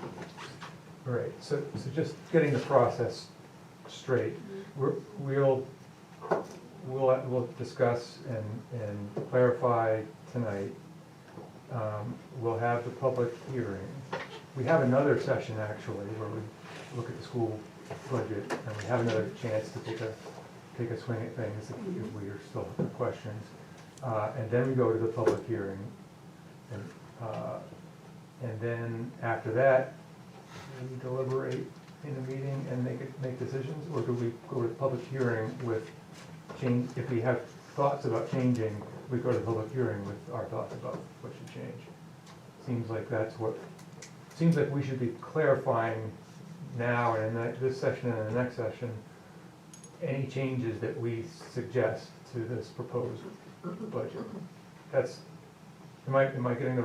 No, That's right. again, it's our It's our It's the budget. budget committee's proposed budget. We hold a public hearing on the budget, and then we sit afterwards, and based on what we've heard, we may make some further changes. But it is the budget that this budget committee is proposing, is the one that's proposed at the public hearing. Right. Now, as people have said, it could be the very same budget that the select board has proposed. So my question is, do we want to go through this tonight and talk about changes, or do we want to talk about just questions, and then in that next deliberative session that we have, when we'll have the school board budget as well, then go through, and if somebody wants to make a proposed change, we can make motions and. I mean, you're still early, you certainly can go through, I would think, because there may be sections that have no changes, recommended changes, and then that's off your plate until you get to the public hearing. So I would suggest you can do some of that stuff As we go. as we go. I'm wondering, just my suggestion, because I'm a sort of I'm a big picture kind of person, as well as a detail-oriented person. And that is, if we had a discussion about things that we thought were problematic, just in general, then we could use that to sort of guide whatever changes we do make, if we decide to make any changes at all. I mean, maybe the consensus is that we're perfectly happy with this. It's a 2% overall increase. Maybe we're done. Would it be helpful to just have some kind of overall thoughts about what we The bottom line, About the bottom line, about any inconsistencies, not inconsistencies, any things that we find problematic in the detail. It's 18.1 now, What's 18.1? 2%. It's less than 2? 18.1. Well, the capital reserve funds weren't, I mean, the capital items weren't. Oh, I see. Oh, you're talking about the operating budget, I'm talking the bottom line was the 2% for one time, now it's 18.1. Okay, so overall, it's 18.1? Yeah, right. Okay. That doesn't include offsetting revenue, so it's a little bit, but yes, as far as expenses go, yeah. So the operating budget increase is still 2%, but with the capital projects. Yeah, because we did capital last night. To the point about having a discussion about general approaches, I guess, as I've thought about this process over the years, I know there's always been the proposed budget, and then there's always been the actuals. And I've always thought, well, shouldn't we really just start with the 2020 budget being the actuals from 2019, and then go up from there? Because otherwise, we're taking the proposed for 2019 and adding 2% on it, when in fact, I think if you look at the actuals for 2019, it's lower than the proposed 2019. So wouldn't the 2019 actual numbers be the best starting point for the 2020 budget? do we have the total actuals for 2019? Yeah, I mean, we're not closed for the, No, we wouldn't have the whole picture, because you go, I Right. mean, your expenses go into Year to till date, though, January. I would think year to date, you would have, just like we just did with our Yeah. budget, to say, we've spent this much, we propose we're gonna spend this much more. I don't, that was my question, I don't see where I'm comparing apples to apples. And here's my I agree. example. I mean, so we don't have the 2019, but if I go back to the 2018 expenditures, the actual expenditures, so that's column J, that's 2,010,000. If we look at the proposed budget for 2020, we're having a proposed budget of $2.4 million. Just on the operating budget, leaving the capital stuff out. And now, so if we look at the actuals for 2019, we're at 1.9 million. I'm assuming that's through the end, so we only have one more month to go. Right. So even if you just round it up to say, make it 2.1 million, so add another 200,000 onto that, that's still the actuals for 2019 are gonna be 2.1 million. And shouldn't that be the starting point for the proposed? Because year to year, the expenditures on the operating budget aren't gonna change that much unless, salt gets more expensive, or you do a 2% raise for people, or whatever. So it always seems like we're starting with a number that is not realistic in my mind. It's already inflated, and then we're adding some more money onto an already inflated number. So when we're talking about, well, what should be the budget committee's general approach, that was always one thing that I thought would be a good starting point, to say, let's start with actuals, and then that should be our proposal as a budget committee, not as a select board. I know what the select board did as part of their proposal, so. A process, just as, it's not really zero-based budgeting, it's kind of like, well, because I think that can get a little bit too complicated, but, things are pretty static in the town, with the exception of unknowns that come in, and typical cost of living increases that go on for, the products that you go buy, heat, light, and all the other stuff. the only exception is that we have had some big fluctuations in our roadway surfacing in the past few years, that we moved that from capital to operating. That's out, right. But that, we can always take that step back, step that out of it. Well, but it is already, right, because, oh no, I'm sorry, it's not. It It's is in part- operating now. Yeah. But the difference, for one particular one is elections and registrations. Mhm. This year was only one election, next year there's 4. Yeah. That's gonna be a big jump Right. for 1 year. Right, You and know, so yes. you have to be careful on certain areas. Yeah. Oh, I absolutely Yeah. agree. I Yeah. mean, there's gonna be something that's materially gonna change from an actual number of last year for, take salt, all of a sudden quadruples. You can't do anything about it, but your baseline for salt is not your 2019 expenditure, it's your 2019 expenditure based on what you think that, the tripling of price of salt. Then and that's a valid number to give, to give to people. So, like I said, I think, the point of, general approach do we want to take as a budget committee? Do we want to start with the 2019 actuals and see what it should be and then compare that to the select board? Or should we take it as a, just to go with, I'm sorry, that's my point. Historically, when we get to the end of the year, I know we usually have, if we have left over, we'll put some into various funds. But to Joe's point, if we're inflated, then each year we should be having a surplus of, a surplus of budget. What, does that actually happen, or do we spend exactly what we? Well, it goes to the fund balance. Goes to the Goes fund to fund balance. balance. Which is- The ending fund- amount goes to the fund balance. And what's the fund balance It keeps going up. keep going up? Or the selectmen Hopefully. have the right to Right. take fund balance to offset the tax rate, That's if right. they choose to. Yeah. So it helps in that area too. So fund balance is a good thing, because it gives you an opportunity with surprises Yes. that happen that will help you to lower a tax rate that was that inflated by a year, yeah. certain item or On a a given year. disaster, it could be anything. I mean, but it wouldn't be like your regular routine expenses, it's something that wasn't planned, Right. but had to be spent. But I thought even our fund balance was, based on that training course we took, was already, they have a recommendation, and I thought we were significantly above that No, recommendation. we're not. No? Do you know what it is? We're about, I think, 8.5 or 9%. DRA recommends between 5 and 17%. It's also, Dover, by the way, has like 19 or 20%, and they're still growing it, Mhm. because it's a catastrophe safeguard, such as a few years ago when Partridge Lane culvert collapsed.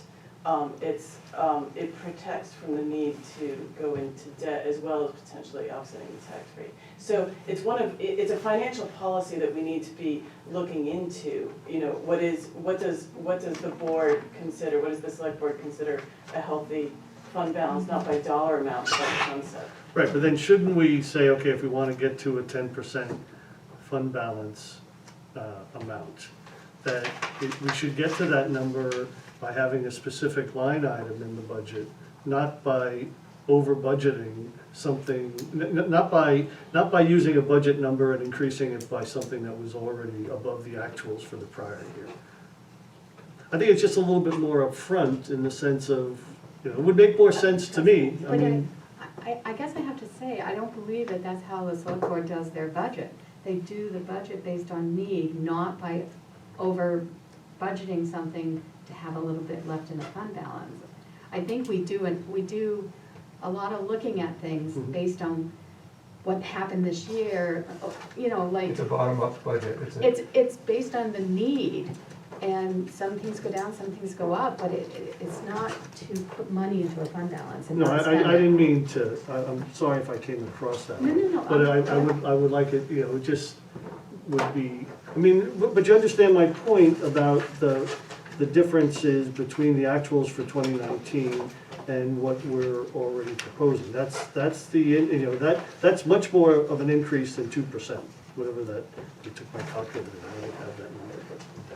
Well, so I wasn't thinking in that way, but would the committee like to use Joe's approach to go through at least that section and see what we think about it?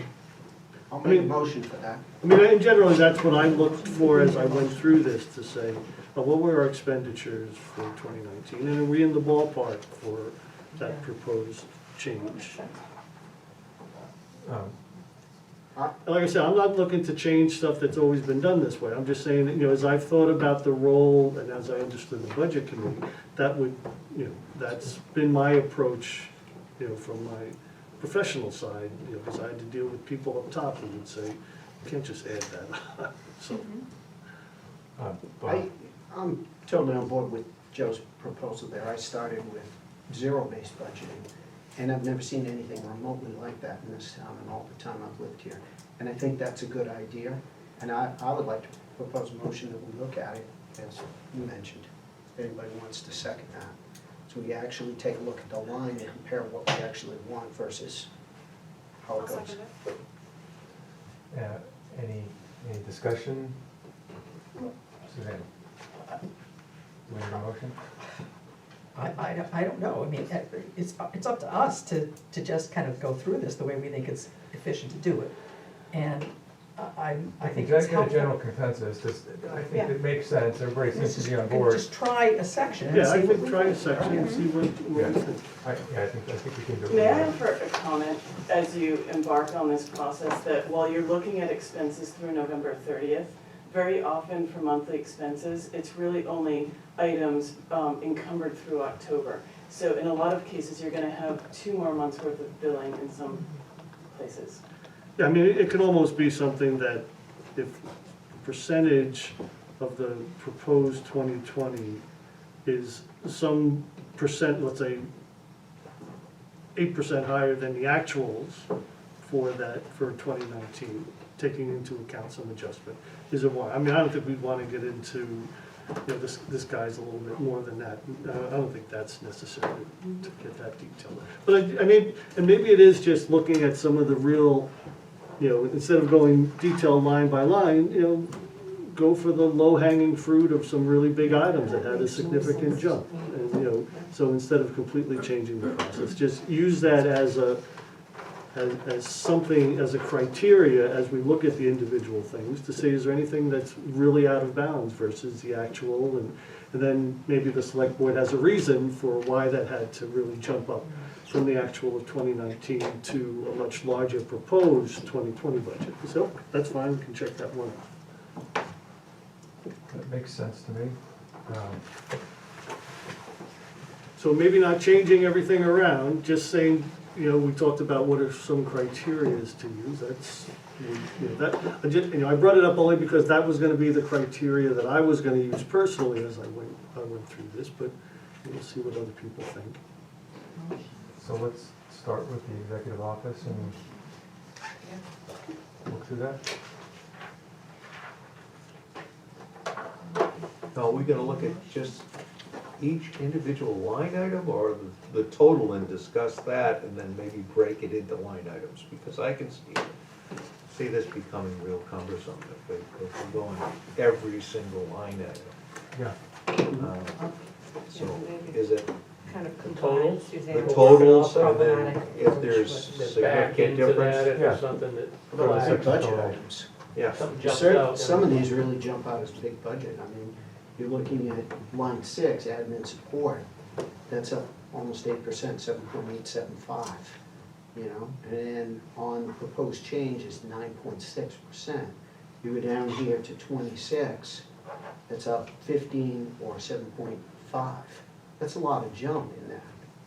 In the meantime, we had other people down here that were asking for $800 and we're offering them $500. I mean, I've seen this since I've been here and I'm new to this way of doing the budgeting, but there needs to be some quality, I guess, in my opinion.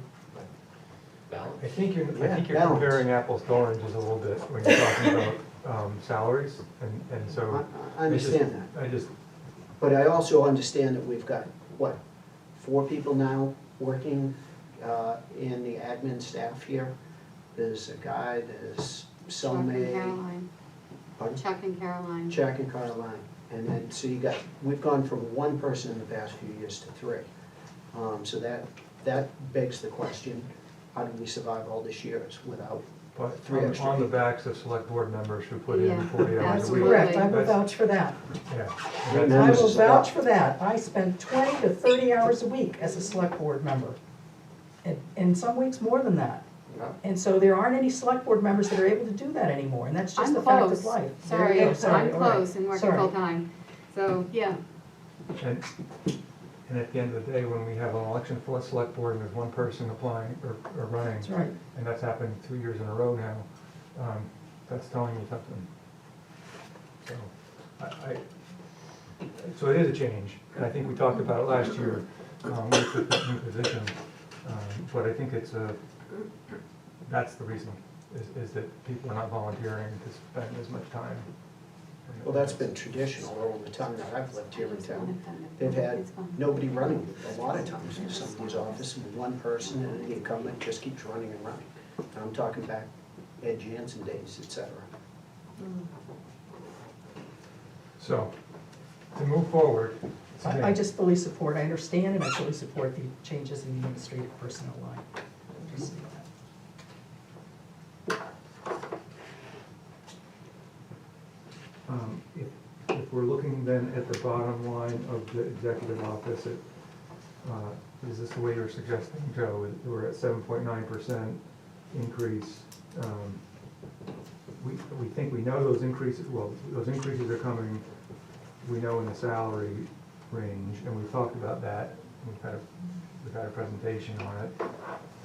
The elections as well. And the elections, which, That's not part of the. or, that's the next one. That's the next That's one. low there, so.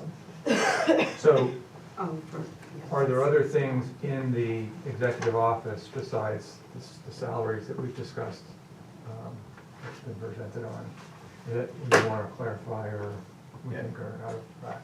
Professional services, 24,000, line 16. Is that the audit? Excuse me, 18. Is that the audit? It says professional services, I don't know. Engineering and legal. Engineering and legal. Okay.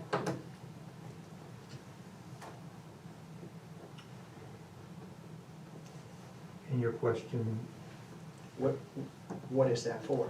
Engineering and legal. And the engineer for what, the new heat system or? There isn't anything specifically earmarked at this time beyond, it looks like the Foundry Street culvert that runs from behind the Legion to the river, likely is gonna need to be spec'd out. And then legal expenses for policy review and zoning non-compliance issues. Specifics on that? What exactly are they looking for that kind of money?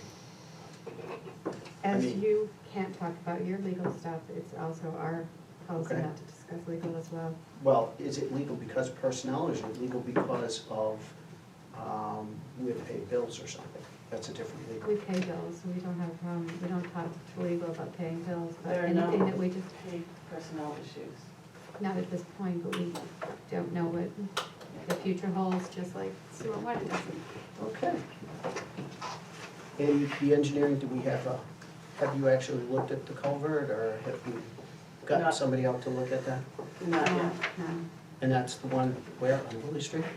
It goes from behind the Legion on Locust Street and crosses Foundry and Oh, meets yeah. the river. I know where it goes. But we're gonna have someone look at that because we believe we need to get a camera down there and to make sure that everything, see what the whole picture shows, because it is coming up and it's flooding the Legions, in the wintertime. It's a nice rink on their parking lot, so we do have to fix it. Angela? I noticed that this line item is reduced from 2017. Which line item are you talking to? Professional services. Oh, okay, I didn't know we're still on there, sorry. I'm sorry, I guess I'm still on there. Okay, But I'm noticing it's reduced from 31,500 in 2017. I'm also noticing that it has not been fully spent in 2018. So it's really almost like a contingency. You don't know what to predict is gonna happen in any given year with zoning or whatever you might need a legal opinion on. we are pursuing some issues with zoning and planning and nonconformances. And, And then there's the engineering, And which, well, engineering, but also people possibly will not follow our guidance and take us to court for legal services. okay. Is something that we're trying to get the town back into compliance in certain areas. Thank you.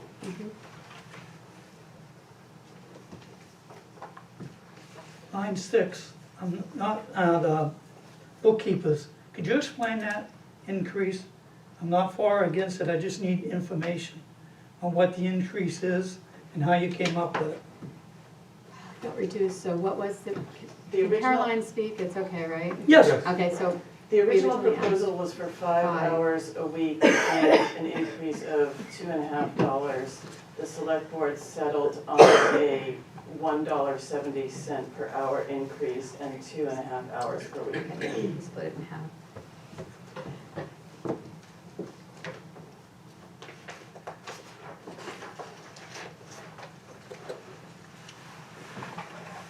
You want to say something?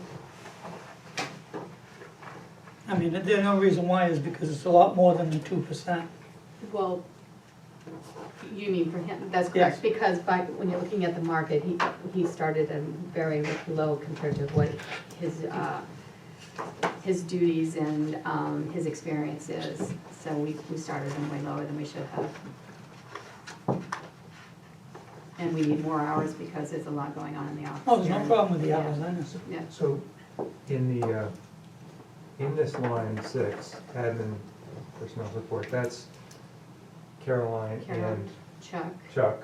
the, and- Salme, So that the increase that Caroline requested in the document that she, the 5,000. right, Mhm. is that included in this? Yes, Yes. yes.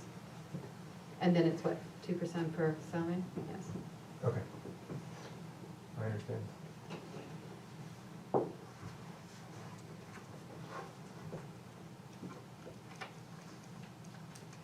Any other questions or concerns about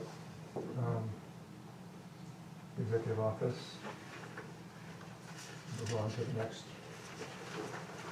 elections and registrations, which this is just a nominal increase based on the number of elections. Is that, oh wait, Well, there's that's, also the other yes, salaries. the town clerk salary is getting 2%. But the election stipends and the only thing that, it's based on, yeah, most of that is just the amount of elections. So she was getting 200 per election, and we're recommending 300 on the stipend for elections.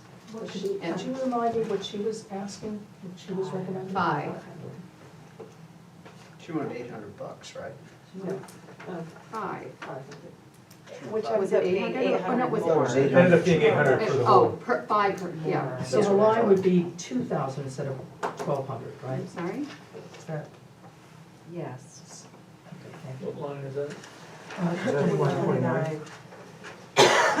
So, So there are 4 elections, she was asking for 200 more per election, which equals $800 more than that, so that line would go from 1,200 to 2,000, if that was granted. if that was granted. Exactly. And at this point, just as a reminder, we can recommend that, but it's a bottom line budget at the end of the day. Select board Correct. decides what it'll be. Correct. If we do have a change at the bottom, though, we need to have a place where we're recommending it, right? So it's select board's decision. Yeah. but- Yeah, So the increase that you did give an increase in this line. I did, we went up $100 per election. So You also have to remember that the first 4 hours that she worked, she was being paid by her town clerk salary. After that is where this kicks in. And she's averaging very close to what she gets paid by her salary per hour. And I based it on, when I say I based it on, it goes 7 to 7, I think it was 15 hours I based it on. Because it's 7 to 7 is the election, right? And then I had the counting and the putting everything away and all of that, so I based it on a 15-hour day. Was the public hearing, or the public testing too, that she is I know, I don't care required? for that, this was for the election stipend. Right, but she's required by law to have that public certification of the, it's related to the Ballot box. election. Yes, And it's, you know, she has to organize it. It's not nothing. but sometimes it's done on her time here. You have, Yes, I'll answer that. Okay. Hours are taken as compensation for time that put in. So the office is closed when she decides that she's going to take her compensation and take it out on another day. Okay, does that make sense? She works hours I understand. beyond I her understand. town clerk hours, I'll just say and she I don't takes those think- hours I off at understand. another time. I don't think we're overpaying the town clerk, that's all. I'm not gonna, I think we're paying her fine, but she, when she works additional hours, she takes it off at another spot. Denise, is there more setup time because the polls will be down at the American Legion than here? Again, I think that she takes some of her time that week and goes and sits down during the day. I don't know if it's all of it, I don't know that. We don't, she doesn't fill out a time card. So unfortunately, because she's salary, we don't know on a weekly basis what she works and why it's over the 20 hours if she does work that. So we're getting her to try to fill out a time card so we know more about it. But until we have a year's worth of stuff, I'm not willing, as a Board of Selectmen, to increase based on, this is what I think I need. can I just make a comment? Yeah. I don't disagree with what you're trying to do, I understand that. Town elections are such an important part of the fabric of our democracy. And I think they have been running well, and so we think they will, they'll just always run well, no matter who's there. And I'm not sure that that's really true. And so it's hard for me to look at least not entertaining the notion of raising that $1,200 to $2,000 as the town clerk recommended. It really is a small matter, in my opinion, and I think if it helps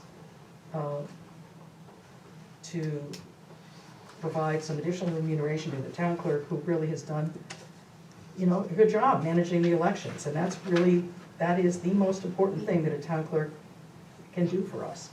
So it's an opinion, do with it as you will. Is it possible to increase the stipend a little more than the select board increased to acknowledge that the quality of the work, and not what, up to 2,000, but perhaps halfway to that? Yeah. Watching the elections from a different perspective, I really understand that it's, is a lot. And this is somebody who's very experienced at doing it. I understand that, but we don't have any control over her, or the position. So what you guys don't necessarily see is the whole picture, but you can make any recommendation you want. I mean, it's up to the committee. But this is where the Board of Selectmen are right now. Any other thoughts or comments on the elections and registrations? And we're looking at that, that one's a little bit of an odd one because there's 4 elections. Yeah. And we've got the other piece, so Joe's approach of the top down might be harder to look at as well. Mhm. So, if there's no more questions, we can move on to financial administration.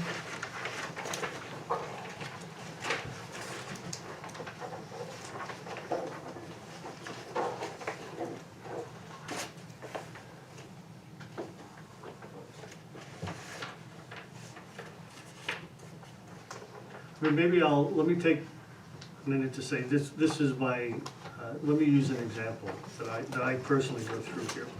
So I take the end of November actuals, which is 36. Just to, I understand, Caroline, that there might be more than, but it shows as 90% expenditures.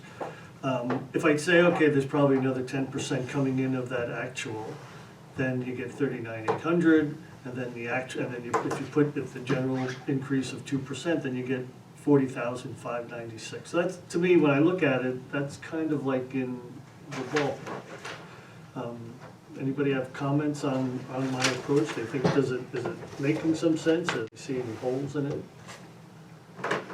And if you look at past years, it's somewhat in line.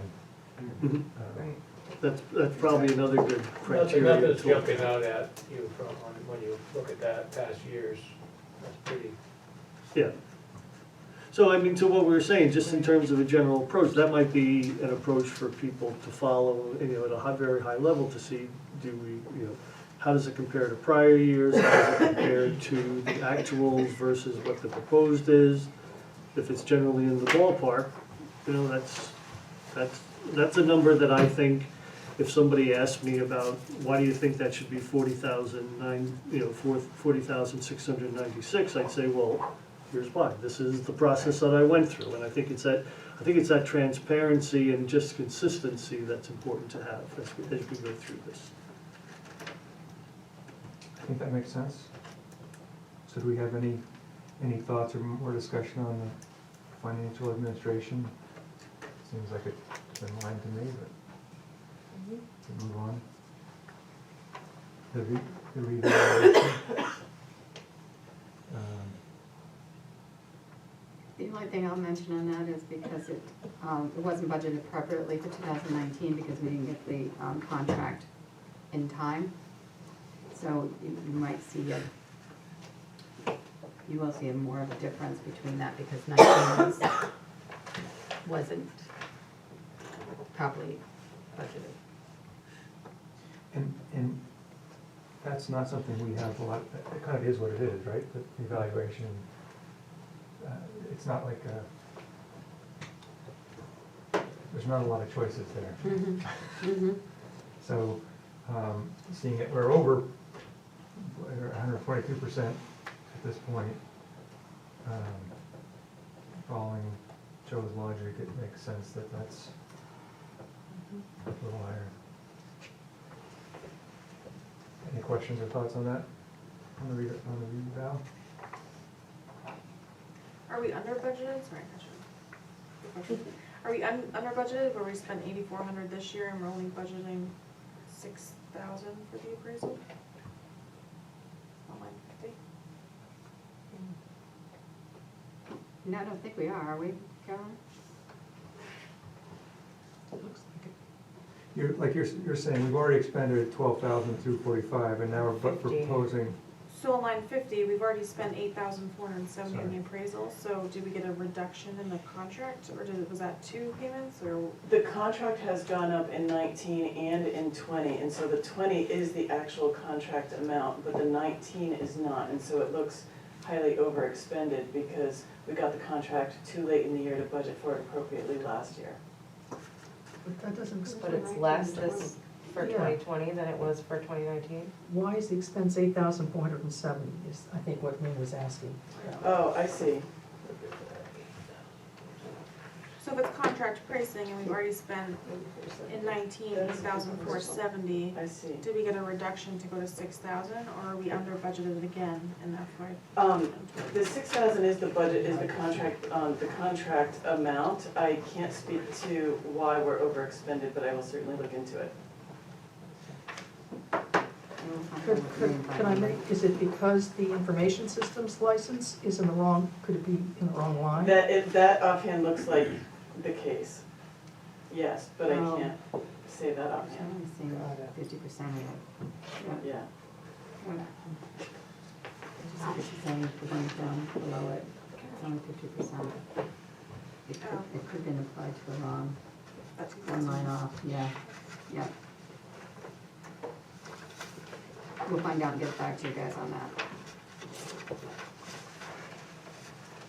Any other questions? Can we move on to personnel administration? Yeah. So, Again, a lot of choices in this one. Dental benefits, line 62. Mhm. Is there any interest in full-timers taking dental?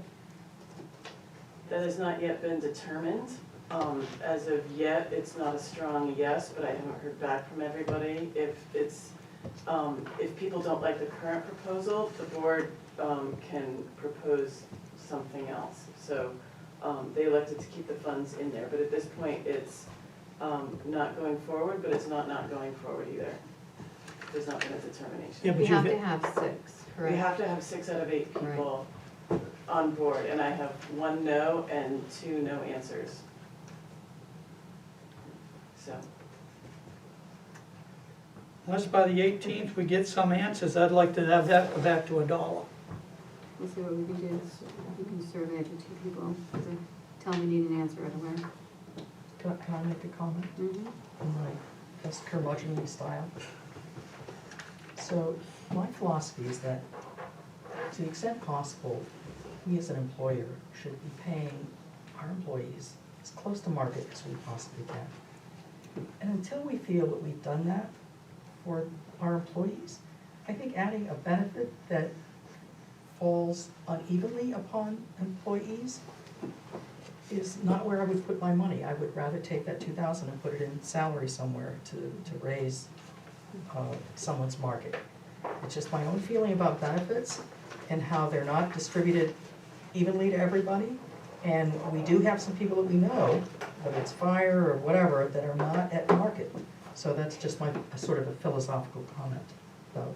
There are a lot of companies who will compensate people for not taking the benefit. That's pretty common. Right. So that it's fair, so if you're not taking the benefit, you're getting compensated Right. otherwise. That's not part of this plan. Exactly. Yes. So that's, Right. I think that the That's market would normally, the trend is to balance things more fairly as opposed to doing something that's off-centered, so I agree.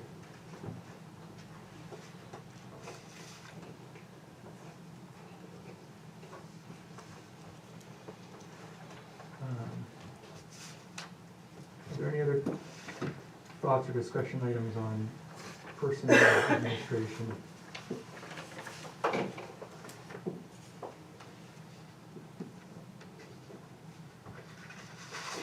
So moving to planning and zoning.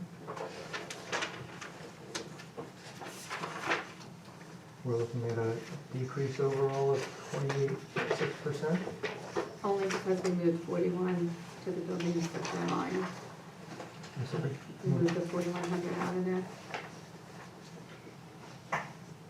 On line, Move the building 66. inspector. Gotcha, gotcha. I'm sorry, 67. So otherwise, It would be about 2%, just on the $15 increase. So, stupid question, man. of course. Thank you. The default is confusing to me. The default budget ends up being more than the proposed appropriation. How did that happen? Just because I didn't quite get that. It seemed like the default budget would be less. If there's a decrease in the expense this year, but it was a higher last year, the default is last year's budget plus Gotcha. some adjustments. Any contractual agreements. Okay. But should we have taken some of that 65, and I'm asking Caroline, some of that 65 and put it where you moved the building, move the 4,100 out of there? Should we have put that money in there on that line? you could do that, but I think it complicates the transparency of what was the approved budget. Okay. It becomes harder to track those dollar amounts. So I think it's clearer to see where the dollars were and where they were approved, and that you're picking the 2019 dollars and carrying them forward. And then in the case of a default budget, you would just move those dollars around to compensate for how they were moved. Okay. But rather than move it, if you left it in line 67, you can understand it, rather than move it. That's my opinion. Interesting.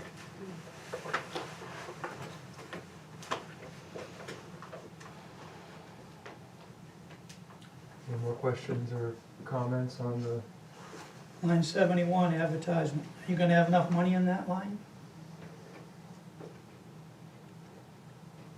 You overspent this year.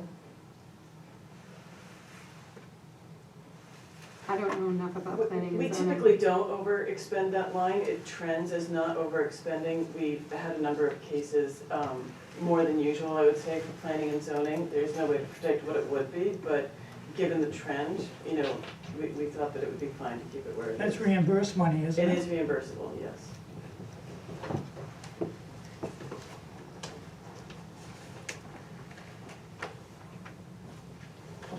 We're ready to move on to government buildings?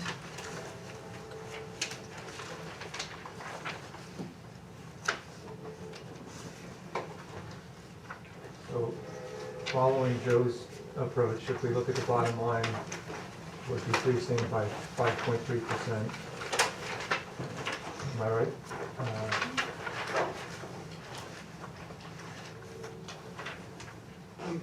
He's looking at expenditures though, he's suggesting that we look at all of L, I think. Yes.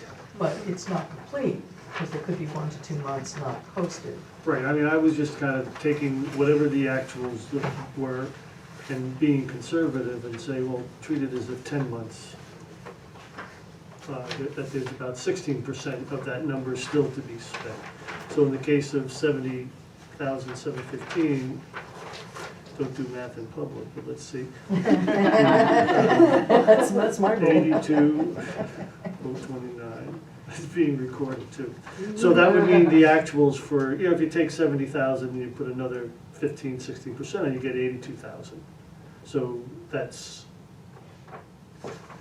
then if you added another 2% on it, just an overall number, that still comes below, well, no, see, it's, in that case, that would be less than, so if you take 82,000 times, that comes up to 83. So there's a different, if you take that approach, the proposed as 94,000. If you take the actuals and you kind of fudge it up, there's a $10,000 difference between it. So then you can say, well, is that a material number? Maybe it is with a total budget of 94,000. And can we come up with an explanation that we could all feel we could explain and make sense on why that number should be 94,000 and not 83,000 or somewhere between that number. Just, you know, it's a discussion point. And, you know, to me, it doesn't mean either one of those numbers are wrong. It just means, well, can we explain it away? Can we explain that difference? I think that's a reasonable way to look at it, but Angela? Just have my hand up waiting for you. Yeah. I'm done.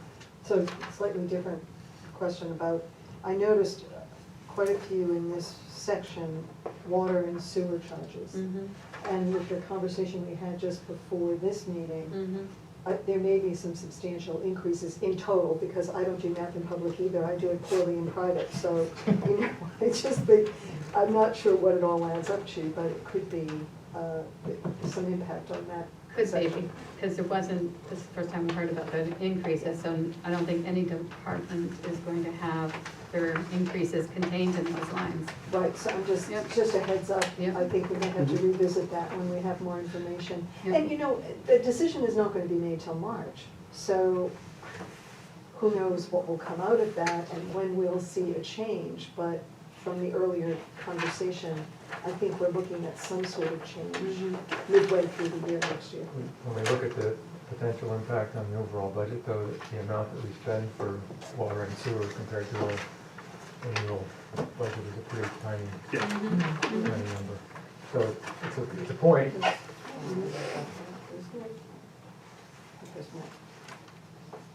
Question on line 91. What are we getting for 15,000 that's been in here for several years? It seems to go straight across the board. It says repairs, maintenance to the town hall. Well, 15,000. we have a PO for the windows. Do you want to say something? I do, I just, the reason it was bumped up to try to accomplish the outside portico.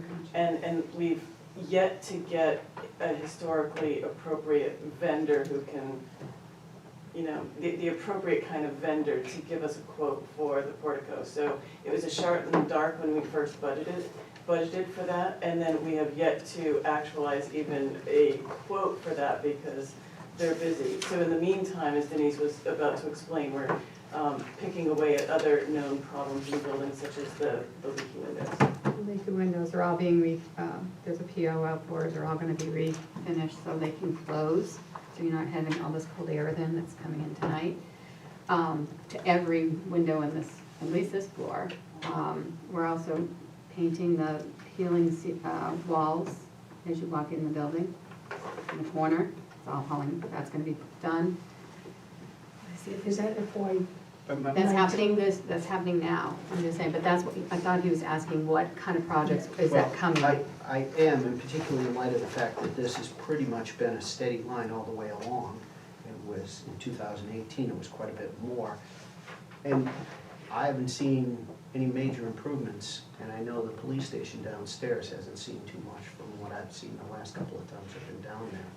So I'm just curious, whenever I see a line like this, and I used to see this a lot in the military, where people put this in, and you find out they're compounding and buying other things with it, and that's my chief concern. There ought to be a breakdown for that kind of money as to what we're getting. And painting isn't 15,000, I don't think. Just my thought. You're absolutely right, it isn't. But, you know, we have been trying to get things repaired, and because of the building and the condition of certain things, we're not able to get people to give us quotes. And she said the portico is one of them. So I wonder if I can help. So over the years when I was on the board, for example, we replaced the membrane roof, that flat roof that was there that was impacting the police department because it was leaking down at the police department. Almost from the day it was put in. So we had to repair that. We also repaired the undulating tiles. Now, they may be another problem, but we did repair that undulating tiles in the police. We had the whole roof, steeple roof, repaired, which was very expensive because we had to, the vendor, the contractor, I mean, had to rent a crane in order to get up there. So it was a really expensive proposition. We've had air conditioners and condensers that have had to be replaced. So you don't necessarily see these things, but they affect the whole building. And some of them are maintenance issues, like the mold repair, mold remediation that happens every year in order to keep the air within the building as, you know, as safe as possible for all the inhabitants and residents. So that's just some of the ones, I'm sorry, but No, it's I okay. had some past experience, I thought it might be helpful. But we also had to repair the elevator this year. You can think of any of the other things that we had to do in here? I mean, it happens, but we're having a really hard time getting vendors to quote. That's the thing. And then they came to look at the windows to get them fixed. They ordered the wrong parts because these windows are so old. When they started to do the project, it was like, no, we have to go back, and now they come up with $2,000 more. So, you know, the building. Other items within government buildings that questions on?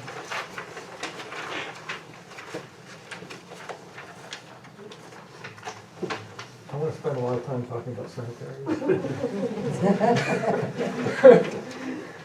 That's $50 that's going up for mowing. I don't know about that. Unacceptable. I assume there's no questions about cemeteries. Mark and those guys seem to do a great job for the very pittance that they spend every year on this. Insurance, that's just, What can you say? You gotta pay it. yeah. Anybody have a question or anything on that? Move on. Regional associations, again, that's a set fee, right? That, we are,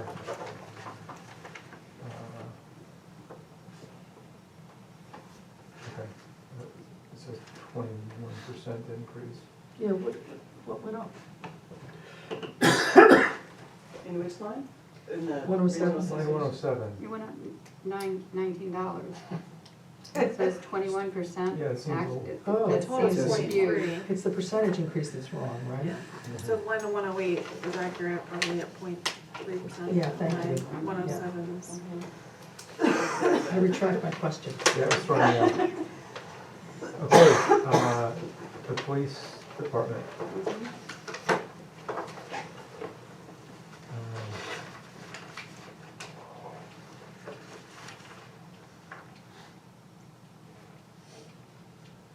bottom line is an increase of 3.1%.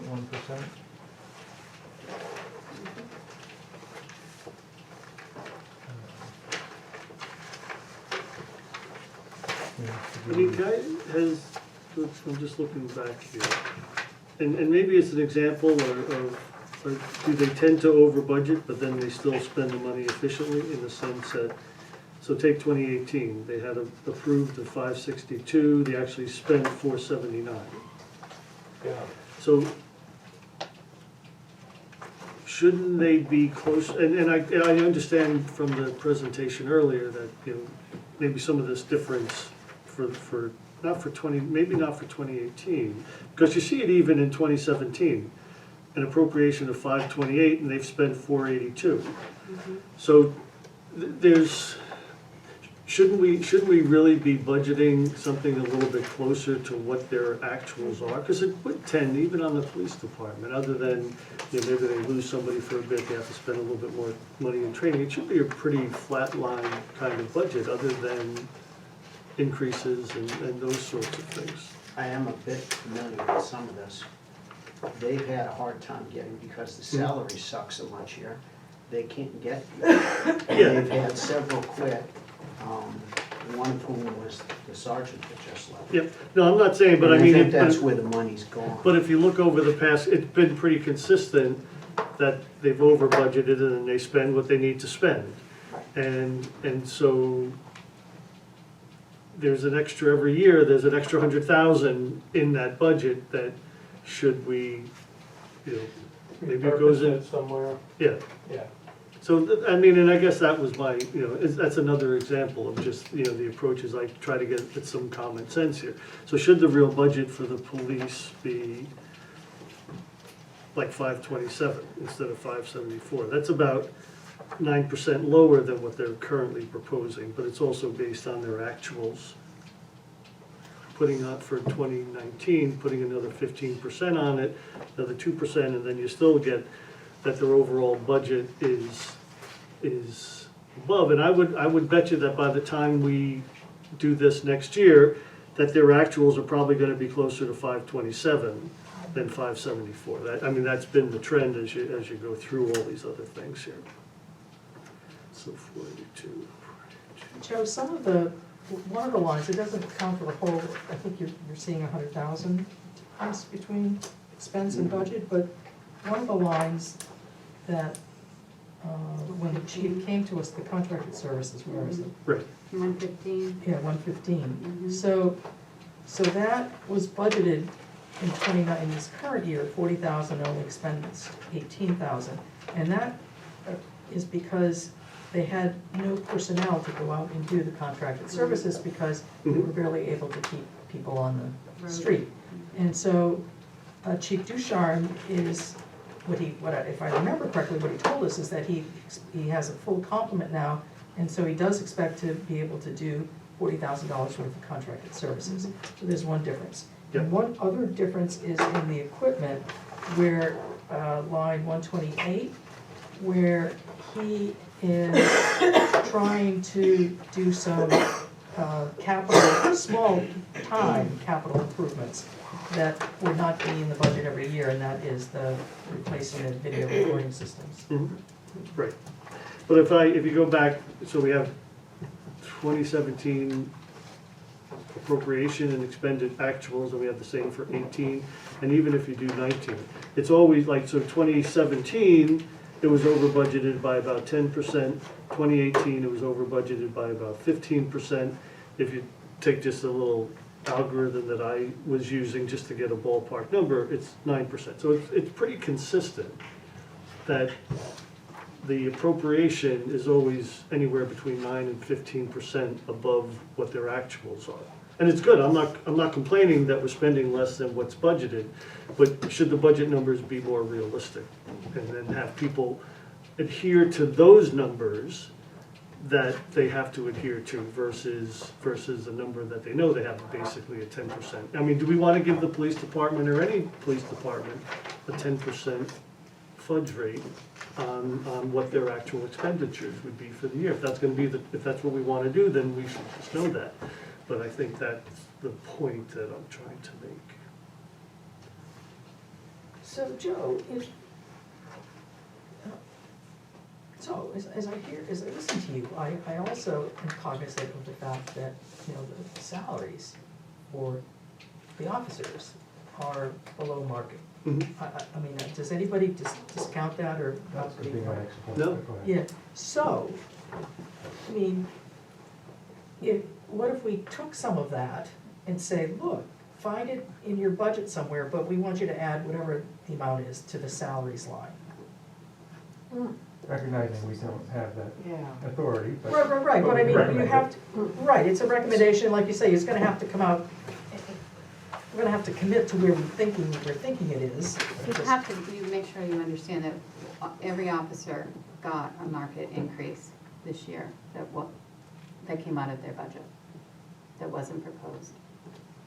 So what we're market saying adjustment. is, let's do the same But thing. we did it because we had so many open positions that didn't get filled, so we had that money because we had several officers leave, Right. didn't get you new ones, they got paid less, so on and so forth. So we did make market adjustments for, including the part-timers and all officers except for the chief. Did you bring them up to market? How do you know? I know what they get paid, that's how I know. You know what they And I get know paid what per the other hour? PDs are paying. I know that it's $30,000 less than Dover is getting, and Dover still We're has not a job. Dover. I understand that, but that's what your market is. If you go to Rochester, you'll find out that they're getting quite a bit more, and Rochester's the lowest paid around. Right, but it might, I mean, I can understand it could be a quality of life thing here. I mean, if I were a cop, I'd prefer a town like Rollinsford versus Boston as an example, you know, just dealing with that, but, so anyway, so I don't know. Do we, you know, does the select board go back to the chief and say, or, well, you're saying they're already at the market, so in No, I'm not fact. saying they're at market, I said Okay. they got a market increase, market, all of them got all of it them. except for the chief.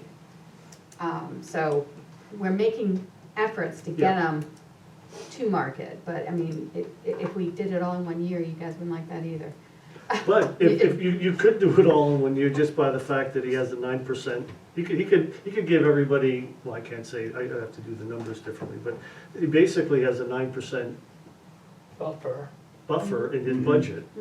That, now, he probably can't change salaries without talking to the select board, Correct. can he? So, but he could go out and buy some other things under his control with that budget.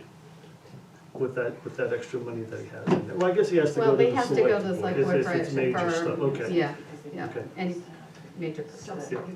So just so I understand, when you said there was a market adjustment for the officers, There was, that means, so that was like on a percentage basis, was that an adjustment greater than their 2% or whatever increases they would have got? You made a,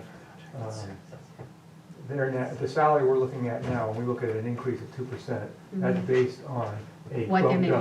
making, a bumped up rate that they get this year, Right. yes. So that's- yes. Yeah. But one of the things that I have a difference in opinion what the chief has, because when the raises are given, he bases it on merit, on their reviews. So even if you gave a 2% raise, someone might not get anything and someone might get the difference somewhere Right. else. That, I think, is some of the reasons why we are below market. Because there's got to be a way that we can say, all right, this is a market increase, and then this part of it is going to be performance increase. Right. And we have to do that. do, we have to do that, so we're trying to get back to doing that. But and it's his department, and he doesn't want to reward for poor performance. Sure. So I get that, but somewhere along the line, you're gonna go backwards again on what you're paying your salaries, because they're not getting the raises that we're authorizing to give. Right, because So even an it's- average performer is better than nobody in the. No, in the true, company. exactly, And so that, I mean, exactly. so you're right, it's that challenge of, you have inflation, you know, the 2%, inflation adjustment, just cost of living adjustment, then you have career improvements, people are, you know, Right. they're doing that, they're taking up responsibility. And then you just have the markets out of whack, and the same person's doing the exact same job, but the market's up here now versus it used to be here. So, yeah, those are all things that they have to deal with. And we're trying to work on that. So And do we're you now approve- fully staffed. So We're you now like a fully merit staffed. and a market, like you I'm give them 2 percentages and say, here's your merit percent you can give and here's your market, so then it's like 2% separate, so they have it clear in the budget. I think that that's what we're working, trying to go towards. And I understand his reasonings, but we also, if we don't do that, we're never gonna stay competitive. Right, but 2% And it's gonna be a isn't while enough before even- to solve for those three things of both, you know, if somebody who's improved in what they offer, somebody just a basic merit increase because they're doing better at that same job level, as well as cost of living. 2% you can't cover that, I mean, you can't even keep, even if you probably took all that money and gave it to your best performer, you're probably still not enough for that person. Right. It would help me if on the 18th, we could find out what every position's making for money and what they got for merit and see what their increase is, so we could see if we could pinpoint some money on certain ones. It would help me. It's not up to us to make decisions on individuals, and so No, that's just not. it's salary. It's not, that's not our position. We can recommend, which is what we just did, that the board has every right to set salary Yeah. guidelines. Say, here's your salary base, 2% is across the board. We want, if we gave them another 2 or whatever, and then 2% is a market adjustment. Yeah. And you could just say based on satisfactory performance, something that is not difficult for people to meet. They have to be really unsatisfactory not to get it. Yes. So the board has every right to provide guidelines like that and expect department heads to follow them. The So, question, I think that Joe has, is can we look at that police budget and increase that salary line somewhat without increasing the bottom line of the department? right, I think that's right. kind of where we are. And so maybe that's the challenge to him to say, well, you're probably gonna spend $517,000 in 2019. If things all stay equal, you're probably gonna spend 527 next year. Work your budget according to that number and decide where that should go. Or should we say, well, you know, because we wanna solve some of the pay structure problem, say it's not 527 of the proposed budget, it's really 540. Still lower than his 574, but that's the money that you have extra to try to address, because he knows his department, that you try to address your salary within your department. I got a follow-up. So, police salary's not public information? It's only a I'd say few that. cops anyway, but, right? So I guess maybe what Charlie's asking isn't necessarily what an individual person, what their name is, but to see Yeah, we don't have to know their names. a list of the, okay, this is the salary, this is how much the market adjustment was, this is what a percentage, this is how it would change with, you're just breaking it down, rather than seeing Right. it in one lump, where you Right. can't really get a good concept of how much that is. We talk about 1% for one person, 3% for another, but we don't see that. I guess that's what you're asking for. Is that- Basically, Yeah, this, but I would still say that that's the chief's decision. We just have to give him the money to manage his department. Right. And I think we're probably, you know, we've heard both from him as well as our own discussions here, that we're kind of setting the department up for failure based on probably their market and skill set. And so should it really be 2%, more than 2%? Should it be more that he has a little bit more flexibility to do that? I would not be in agreement to say bump the number of 574, which is the proposed number, by 5%. I mean, I wouldn't go with that because the trend in my mind is already he has a 9% buffer in there. So I think it's somewhere between, maybe just a basic increase from 2019 of the 2% and maybe a little bit more, but below the 9% overall actual budget for 2019 to 2020. With the recommendation that salaries be addressed. Right, that's where the money should go, because we hear that all the time, that's the problem getting the people, you can't keep them, then we spend more money training them. And all indications are, over the past few years, the taxpayers are paying enough money to support a department at $574,000, and the trend is, well, let's go back to 2018, that, the taxpayers are putting in money for $557,000, and the expenditure is probably gonna be 517 in 2019. So they're willing to do something about it. That makes sense. Follow up on the police. Didn't they come in asking for 3%? Yes. Okay. Right, how many, there's the chief and how many full-time officers? 4 or 5, is There's that? a sergeant, and there is five total? 5 plus the chief is part-time. Five plus the chief, okay. 5, okay. So on the, when he came in and presented, he gave a handout that had a chief, full-time and part-time. So is there a part-time person that's not his wage in that? So it's like there's a chief line for 53,000, full-time line for 262, and then a part-time. But I think line. those are Part-time his. officers are not the Part-time chief. officers. Sorry, can you? repeat that? Part-time officers are not the chief. The chief Yeah. has his own line, but Right. he's sometimes paid out of contract services. The chief, got the $5,000 increase that he got. Why is the past few years, his chief salary line has not been fully expended? Is that because of the hours that he works, or 84%, it looks like it's even less than, in 17, even less than that in 2018, it looks like. You want, When he works details, that money comes out of the contracted services line. So we budget for no details for him, just in case that's the case, but he typically consistently works details. because his details will count towards the hours that he is allowed to work under his retirement plan.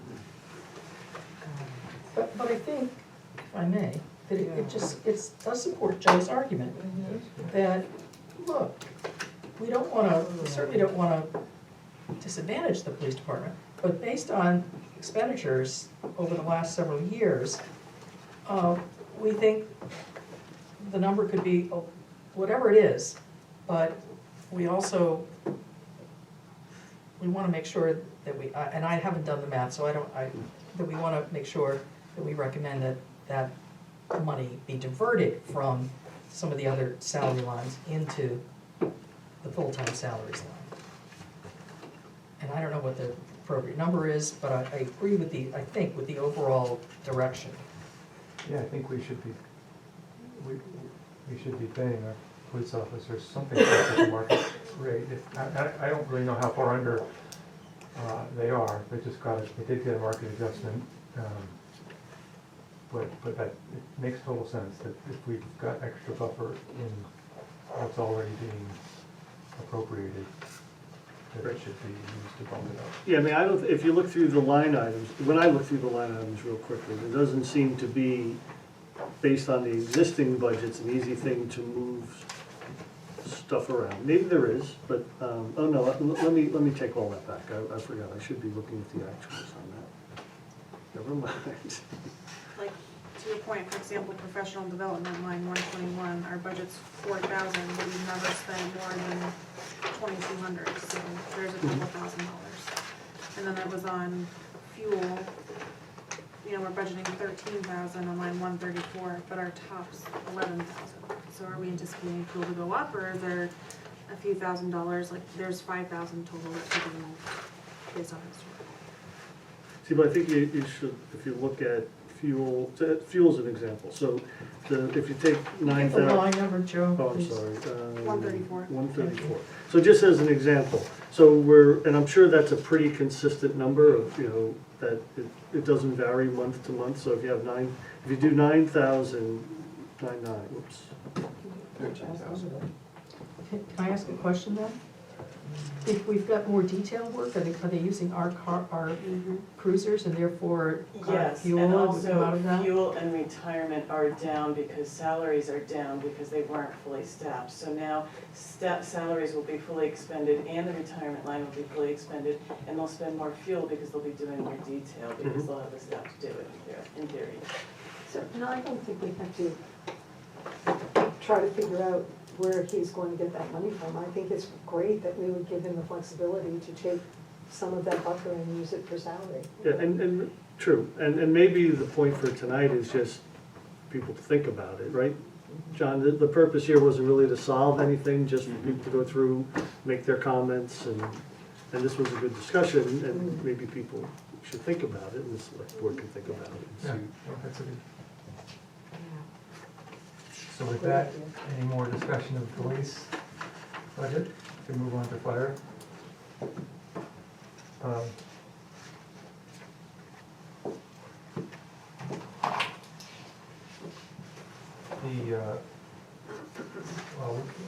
we're gonna look at the bottom line first, and we have a salary issue there, obviously, that we've been talking about for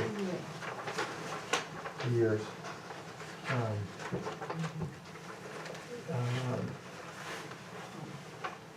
I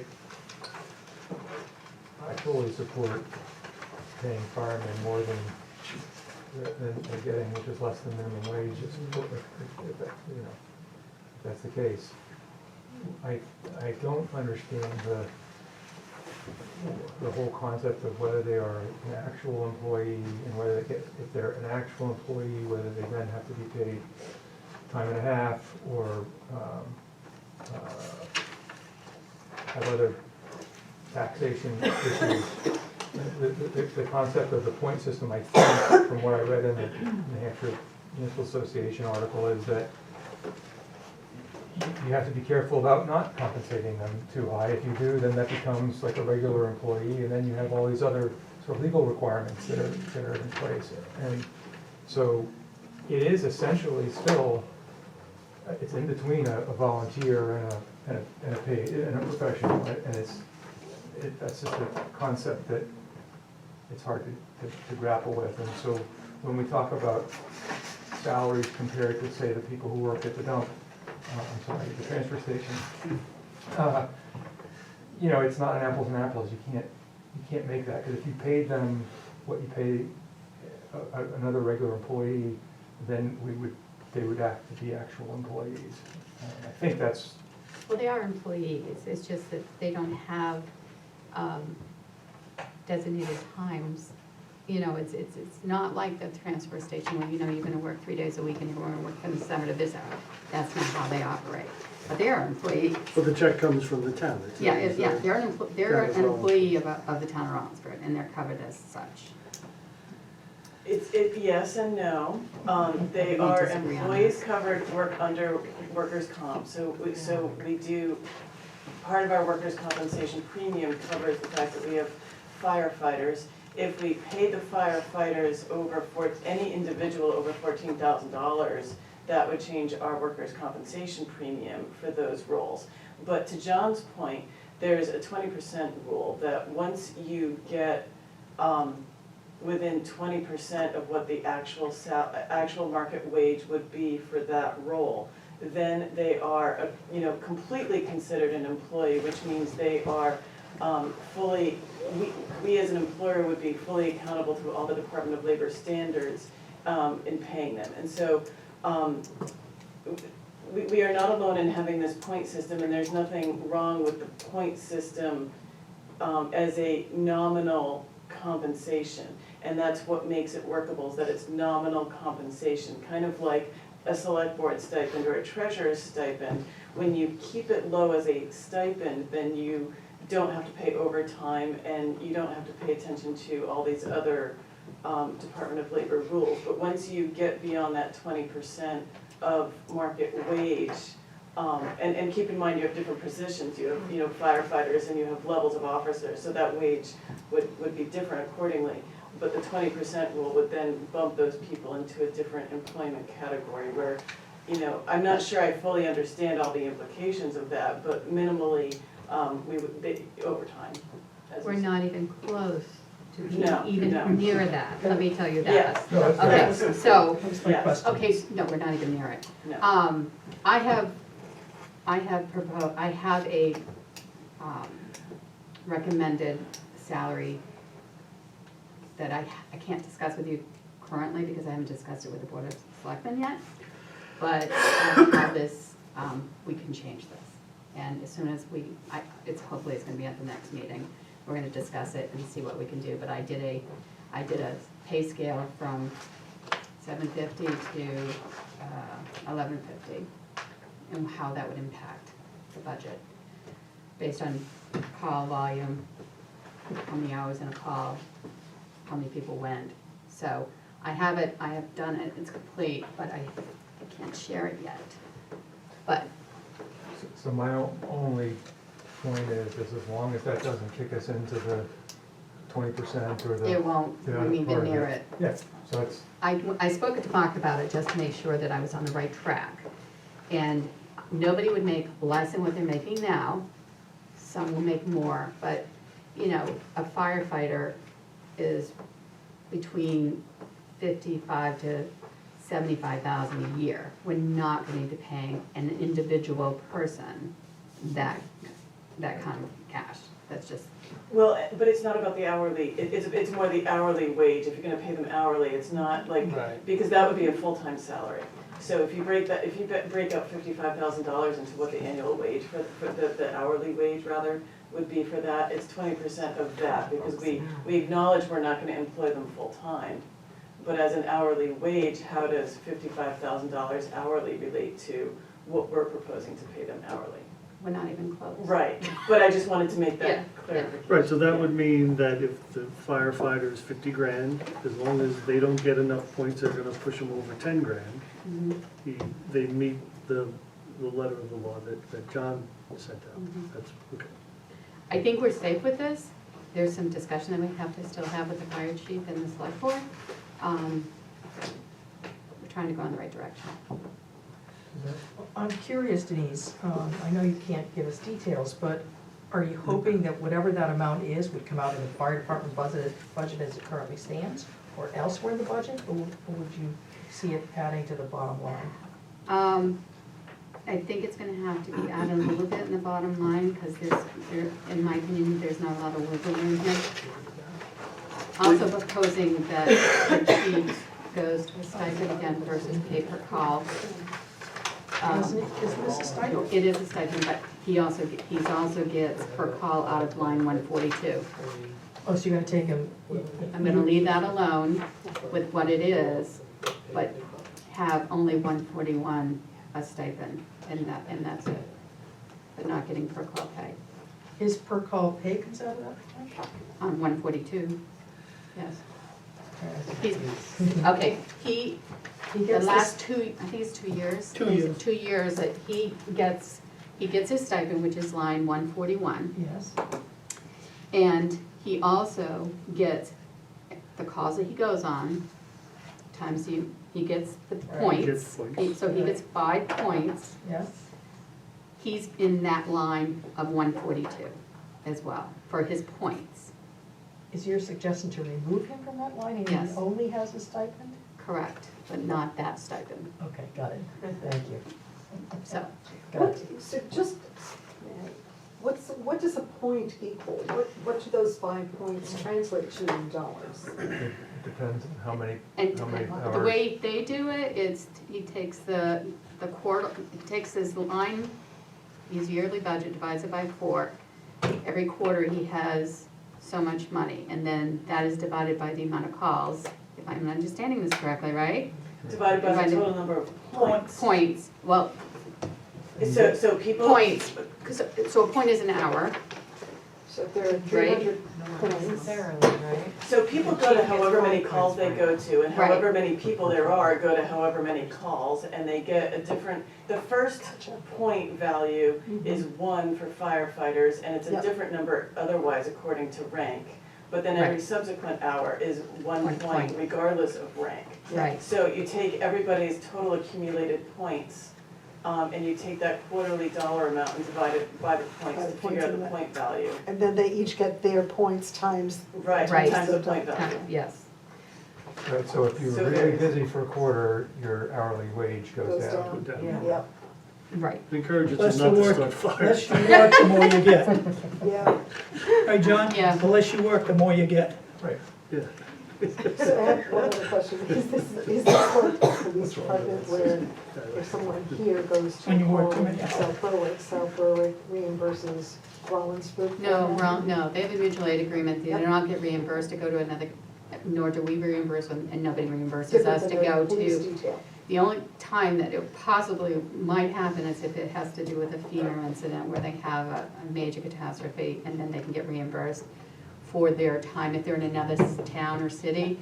But that town or city has to apply for it and they've got it. I can only remember one time that they got it from another city, that they were doing That's like a something there. declaration of And- But it's a, emergency yeah, it's a, yeah, yeah. But no, it's a mutual aid agreement. It's, So everyone wins. we can't really talk much more about salaries because something's coming. Yeah. And we'll see that next time. I hope so. I hope we talk about it Monday. Are there any other items in the fire department budget? Similarly, when we look at the approved Yeah. appropriations and expenditures, you know, we're seeing, even look at 17, I'm a little confused with line 170G, 1909.4%. I don't know what Looks like a mistake, doesn't it? that typo. What line is it again? 170G, 170G? Column G. column G. Oh, 170 column G. 100%. I'll look into But that. then we approved appropriation 18,109, expenditures 83,6. You know what I mean? I'm seeing the delta there, and I'm wondering what's going on. Similar to the police department, can we? You know, something to look Yeah. at and think about. Yeah, so that difference could be used to help fund. That's what I'm saying. And I know they were, you know, we had capital expenses with vehicles and things that I thought was jumping it, but I'm surprised that it's not expended. Unless it Yeah. carried forward. Although, again, the fire department has, although they, I take that back, never mind, it doesn't make sense. Maybe You we say can still stands. similarly, the money is Yes. there, it's just not being expended.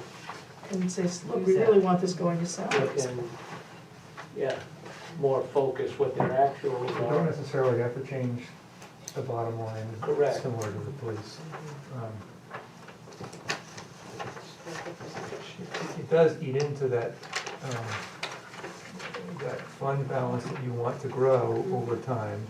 But as Joe mentioned before, is there another way to do that other than to slightly over budget on several things? Do you have a line item that is, you know, how else do you deal with it? You can do it by warrant article, you can do it by, you know, having a really extraordinary contingency line or other line, but as Denise said, it's not the board's intent to have the budget in order to increase the fund balance. It's just to have a budget that will take care of whatever trending contingencies might happen, fuel prices might go up, you know. Staff comes or goes, whatever changes, fluctuations in normal operations may occur, but not specifically or deliberately to fund the general fund. But you're seeing that trend over time, so the question is, can you adjust it a little bit? I mean, I think it would make sense to have an overall contingency line within the budget. You know, if you're gonna say people should budget to their actual plus a little more, whatever, and exceptional, and then yes, you want a contingency amount because you need to move things around. And then you have the fund balance as another thing, and then when you're all done, whatever's left at the end of the year, right, rolls into the fund balance, which would be not only where the individual departments were efficient in managing their budgets, but also maybe you didn't spend the whole contingency, and that goes into it. Any other discussion of fire department? So we're at, coming up on 9 o'clock. Do we think we can stick through, I think we can get through the whole thing, or we have the option to defer and We'll have the whole school and the water district and whatever it is. discuss? Yeah, so just So keep going. unless there's a mutiny here. No, I'm having fun. My wife's asleep Need to already. get alive. Oh, hyperbole there. All right. Need a cappuccino machine, maybe. Yeah, that would help. I don't know, let's keep moving. Building inspection.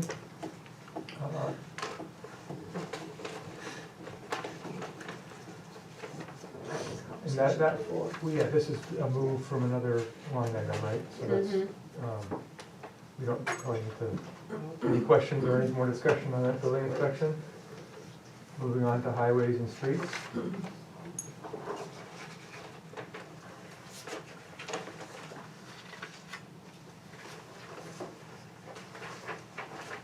were actually dropping, and I think that's largely coming from the road resurfacing, which was up,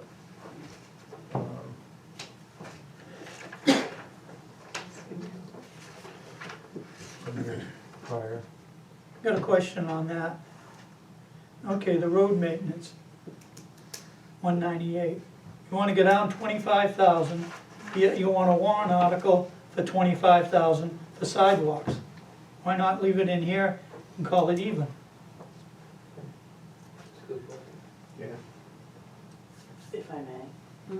Because the board's intent is to offset the $25,000 expense for sidewalks with the Transportation Capital Reserve Fund. And the only way to do that is by way of a warrant article. Great. Makes sense? Okay.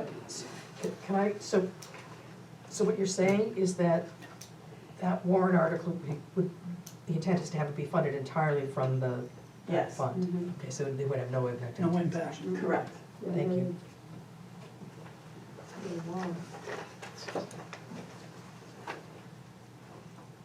In my view, there's just tons of things that we'd spend money on resurfacing and not get it all done in a year. So I don't have a problem with the numbers that are, they're there. It's a decrease, but it is a significant increase when you go back to prior years. But I know the jobs that are out there still to be done, and I think that the crew that we have are doing a great job stretching what they have for a budget and getting a lot more done than necessarily that they had in mind. The at project year. proposed is to finish Lago Yep. next year. Our roads are a lot better than Summersworth and Dover. Yes, very nice. That's true. Just for information, I think the 2017 budget was supplemented by a warrant article, so that wasn't the entire, Correct. No, yeah, it was. But we did jump last year. yes. And I think you made the graphic of Yes. what we used to spend. Yes, we have on made roadways. significant improvements. Yay, town, go town. Street lighting, seems like there's nothing to talk about there, except we did talk about trying to get, is it an LED, some kind of a, Yeah. That's not no, in this budget, right, yeah. sanitation.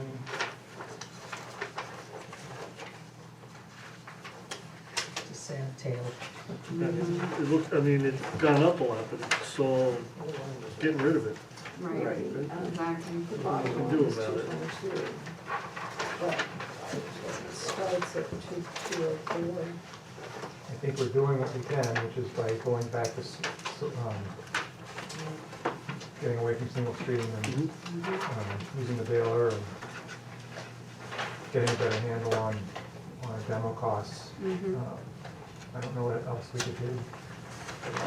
It is what it is. Mm-hmm. Any thoughts or questions on sanitation? We're good? Emergency management is, that's a set. Health is pretty much the set. I'm sorry? Health, the health item, that's just, Yeah, that's a contractual 36,000. The only thing, sorry, the only thing I would, on health, that's ambulance service. Mm-hmm. Do we actually have response times on when they're called, minutes to, from the time they're called to the minute they respond? Well, they're Is done that- through is that dispatch, dated? so that would be available. That's available. Well, it's through dispatch, so, I mean, we probably could ask for a And there's report only on that. one service we consider when we look at that, right, is it York? It's York, in South Berwick, but it's York Ambulance is located in South Berwick. Yeah. But does the contract specify minimum times, or is it just I answer don't- the call? I don't, yeah, I mean, they're stationed there, they're at the fire station in South Berwick, that's where they're located.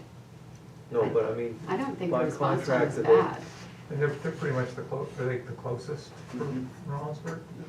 Yes, yes, I mean, if they're out on a call, then you would either have Dover or Stewart's in Somersworth, which is on 108. That's a long haul, in my opinion. Is it the dispatcher that makes that decision? I mean, we'd call 911 and whoever was available, I guess, would respond. I think it would, I know sometimes the fire department makes that decision, sometimes police make that decision. I don't But sometimes know. I think first responders get there before even an ambulance service. Sometimes, yes. Just curious. All right. Animal control. General assistance. Parks and recreation.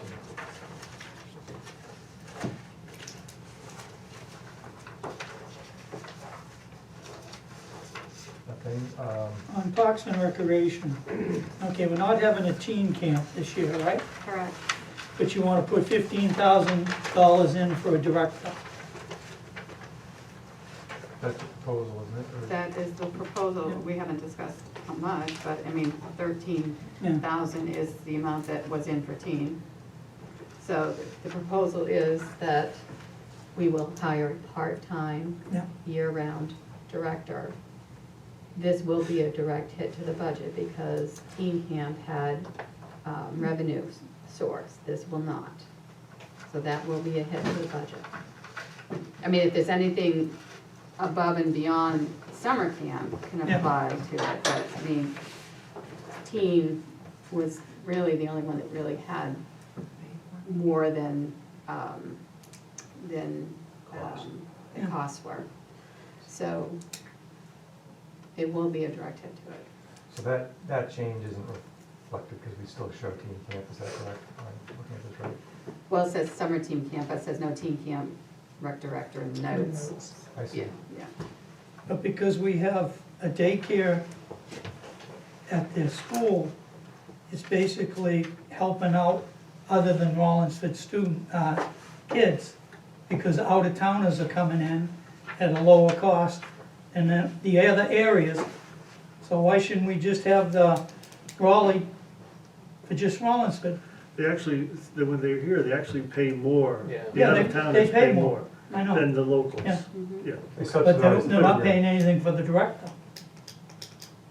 That's what I'm saying. Well, they're Well, paying in excess of what. Maybe the rate should be That's higher. to keep Yeah. Raleigh level funded. Right. Director's is a separate account. I don't It got understand what moved, the daycare at the school. I think he's talking about before and after care. Yeah, at before and summer after. camp. Before and after camp Yep. care, is that what Yeah. you mean? We're talking about the rates that are being charged. I mean, we're meeting already for next year. So we're discussing it, and I believe that we should increase all of them, but increasing it higher to the non-residents. Mhm. So we are working on that. Suzanne? I would just like a request that, next year, when, assuming we have a director, Mhm. recreation director, that we present to the budget committee, the budget for this entire section. I know that for the last couple of years, we've sort of had the summer camps budget, and then the rest just is, here. And it would just be nice just to have the whole budget presented by that person. I'm confused by what you're asking. Okay, so when the rec people came to see us, they presented summer day camp and summer teen camp. Correct. That's all they're responsible, and senior programming. Yes, so what I'm suggesting is perhaps the director can be responsible for managing the budget for this section, presenting the, Well, I developing- disagree because that person's not gonna be in charge of Salmon Falls Family Fun Day. That rec director will not be having that under the responsibility. From They're putting only- the budget together, it would be just nice if we could just have that whole section in one budget. Maybe that person's not responsible. But I think Bring it's it with- I think it's the bring it with decision the makers who make director. that Okay, proposal, cool. which is the rec director, I mean, the Discuss it. chairs of the committee. Salmon Falls Day with the. It just would, we have all the fire department, we have all the police department in one budget. Just be nice to have Parks and Recs, whoever does it. Yeah. Just present it. Maybe it's the board, but it would be nice to have it presented as a unit, because that's how it is here. It's just a budgetary presentation, it's not who's gonna manage pieces. And it's a small matter, so we don't have to So we take can it any move on to the further. library? Yes, please, please do, I'm done.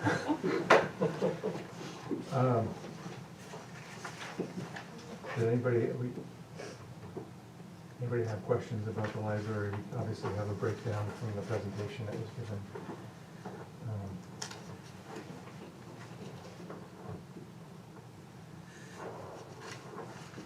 Okay. Other?